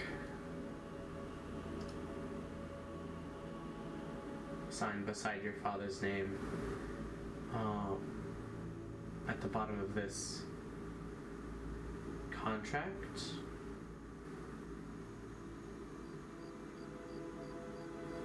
This one-eyed creature is, as it's holding this and reading it, it almost seems, you can see its eye moving back and forth rapidly. It almost seems to be reading it over and over again. And it is gasping in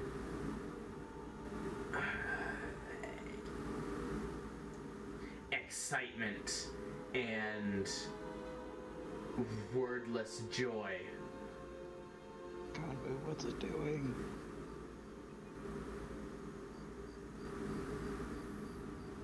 Convo looks at you and says, "These are curious creatures. They seek out secrets and knowledge. As I said, they are searching for a cure for their condition that does not exist." Oh, it seems a little excited about this one. Any well-kept secret is exciting to a Nothic. What does it say? Do you understand this? I do. It details an exchange of... I don't recognize that word.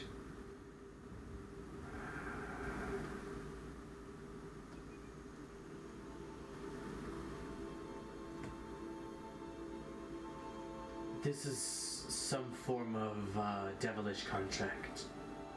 I'm sure you're familiar with the concept of a deal with the devil. Hmm. This is one of those. It details whoever the signee is. has given up some part of themselves. The most accurate translation is essence. It's not quite soul, but it is something separate from that. In exchange for a form of arcane power. The arcane power isn't specified. Likely this turned out to be more of a curse than a blessing for whoever signed.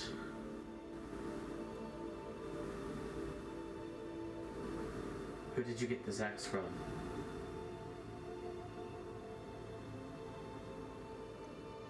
I don't think I've ever answered that question. Who would Ruben get this axe from? Walmart. Fantasy Costco. There's a few different potential answers for this. Answer number one is, as a small town, your family likely had some form of weapons to protect itself. Not that crime was especially high in Hacia, but there was likely some form of preparation for if some motherfucker comes knocking, they picked the wrong house. So it could be a family weapon. It could have been a gift from a group of adventurers that you worked with at some point during your time in the Shattered Isles. Or perhaps you bought it at some point. It's up to you which one of those is the correct answer. It is your backstory after all. But the fact remains that this contract etched on it mentions your father by name. I feel like Ruben has always used axes, but this is not his original axe. No, I'll retcon that. I'll say this is his original axe. I'll say this is like his axe that he got on his like 16th birthday from his mom as like a here you go, Merry Christmas. Happy birthday. Happy birthday. You can now fuck people over.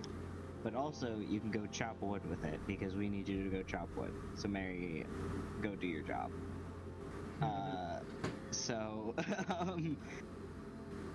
That's probably it, and it's probably like that's probably why he's like cuddling with it and like very much attached to it. Because even when we were like, oh, let's get a new axe, he was like, I don't want that one. I like mine. An axe with some sentimental value, then a connection to a family that you haven't seen in a very long time and have only recently had any contact with.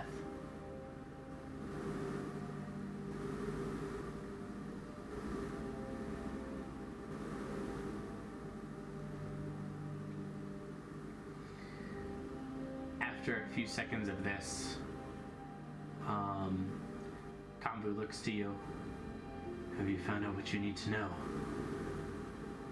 I mean, I don't really understand it. It mentioned something about my dad, I guess.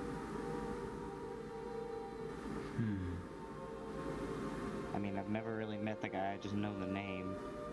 Don't really have any memory of him either. Well, likely these creatures cannot tell you anything else. So all they can do is just show me this, and with no other meaning in any of this. They discover secrets, they don't conjure them from thin air. Depending on who you believe. Some say they have an uncanny ability to mete out truth.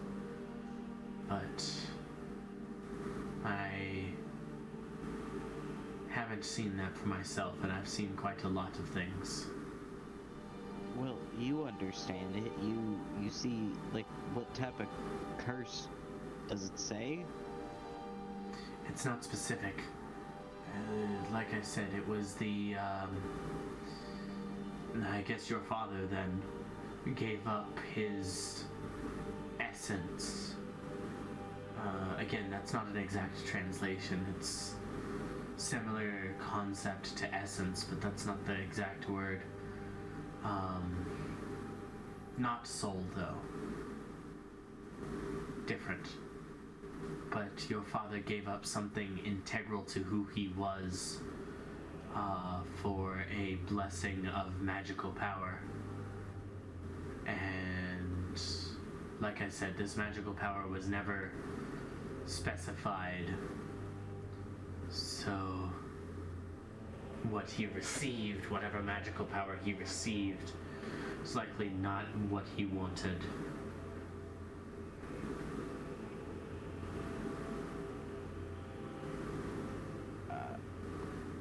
Alright. I guess that's all with these creatures then. Very well. Kavir reaches out his serpent hand and clasps it around the neck of the creature holding your axe. Hey, wait, whoa. And the creature slowly collapses to the ground. He takes a small knife from his belt and begins to remove the eyeball from the creature's now corpse. Ugh, why are you doing that? The Nothic's eye is useful in a number of potions and creations that I'm capable of creating. Wouldn't want a component to go to waste.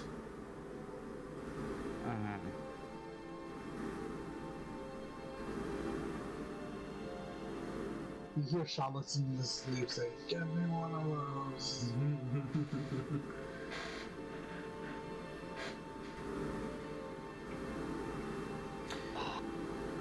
Have any idea where I might be able to figure out more about this? Presumably your father. You had mentioned being on the fence about speaking to him before. Yeah, no, This way, I really don't want to do this. Well, this way, at least when you face him, you'll have an axe in your hands.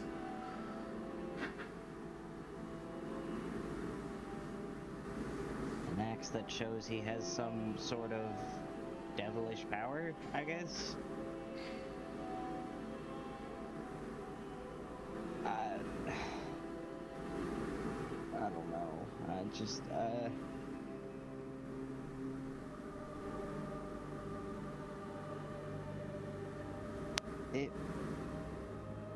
I wonder if it... I couldn't think of what it would be that this man needed from such a nasty entity, creature. Mogdronik is not a name of a devil that I recognize, which means it is likely not one of the more powerful ones, as I have done my research. So some sort of like back alley devil. Presumably. Oh, great. He's stupid enough to get himself fucked over by a con artist, probably.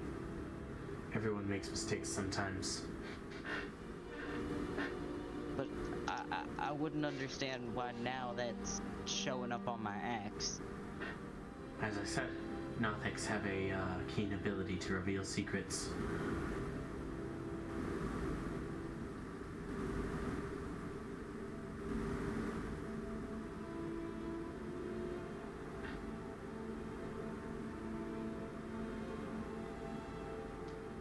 See, I feel like visiting him at this point is just out of the way, because we're not going that way, and I don't... The other much more dangerous path you could take would be to try to contact this devil. Mugdranek. Yeah, but I'm a little worried that if now that this is showing up for some reason, that maybe it has something to do with me, and if that devil sees that maybe I'm here, maybe if I'm contacting him, he won't be too happy.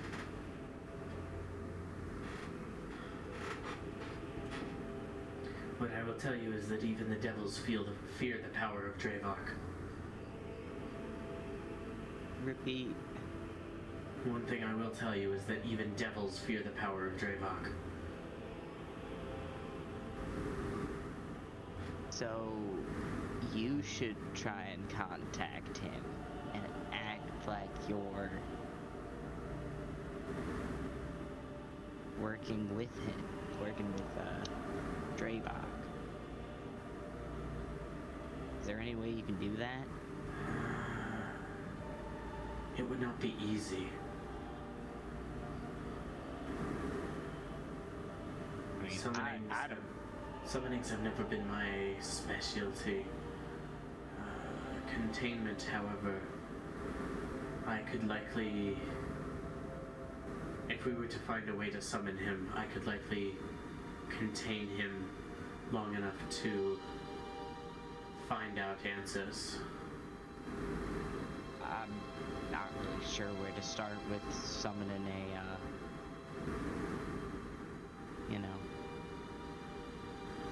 devil. I'm not really sure where to start with that. Never did a summon of those before, or one at all. Well, maybe we'll find someone.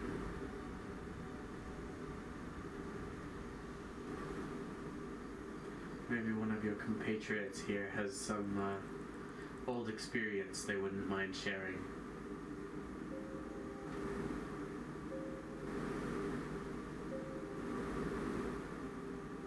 Who knows? I just hope it doesn't have to do with anyone back home. 'Cause I really don't want to go back there. Plus, I don't want it to affect my mom or my sister. I hope whatever this bastard did, he did to me, because they did nothing to him. Apparently, he has some quarrels with having me, my mom told me. I know that's a little deep for our friendship level, but since it's on the topic, I guess An unwanted child? Supposedly. Not really sure too many details. Mom didn't really tell me much. She just kind of said he left because he didn't feel like he was responsible enough to take care of me, which, I mean, I never really truly believed. I always felt like it was something different, but maybe this has something to do with that. Perhaps. As I said, the best way to find out would be to ask him. The safest way, at least. I'm not too sure how safe that is. You've seen me incapacitate some of the most powerful people in this party. As long as you find an excuse not to kill me, maybe I can be of assistance. Well, as long as you keep your creepy whisper and stuff to a minimum, and not do anything weird to the party, I think we'll be good. To be clear, the only reason you asked for me to join you on watch was because of my uttered prayer. Yeah, I wanted to make sure you weren't doing anything, just because I saw you muttering, and I didn't know if that had to deal with Thaliard in general being here. I didn't know if you were trying to like contact him or someone higher up, or even just praying, I guess. I wasn't quite sure what you were doing, and I figured the best way to ask you was to ask you in private and not make a big deal about it. I do appreciate that. I will tell you this. While much of the Feelings worships Draevok, I am beholden to much older deities.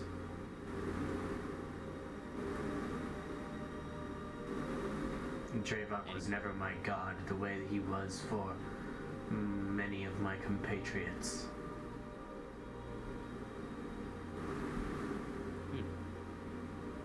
I thought once you serve Draevok, you have to like see him as God then. There are a few exceptions. Worship of him is mandated across the Fearlands, yes. And I partook in that when I had to. But never of my own choice. My own worship is not to him. May I know who it is? I keep my religion private. As you stated. But I figured I'd ask. He's Buddhist.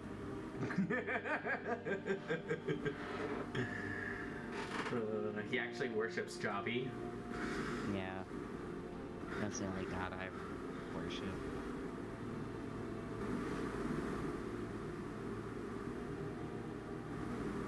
Well, I guess we should finish our watch unless you have anything else to say or add to this. Not particularly. If you don't mind, I'm going to finish my watch from inside a dome so that I can work with this eye as I do so. I mean, I'd prefer not to be alone out here. You won't be alone. The dome is see-through and I can leave at any time. I'll be right by your side. I guess. Very well. And Kambu begins setting up the dome again. After about 10 minutes, it springs to existence. And it is opaque from your side, but Kambu does sort of like reach through it and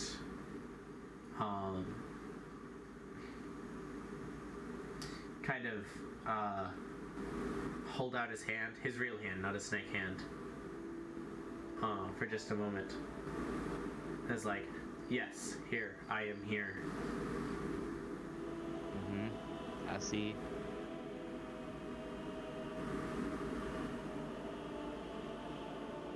And as the sun peaks over the horizon and your watch begins to come to a close, there is nothing else that disturbs the camp. The Nothics, after the death of one of their own, do not return. And you all awaken from your rest. You've all completed a long rest.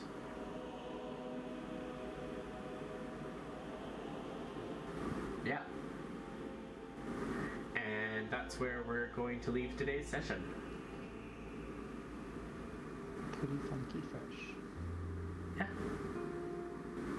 So, for everybody out there, just remember, if you're ever in doubt, just turn into a horse and run away. And also steal your friend's axe.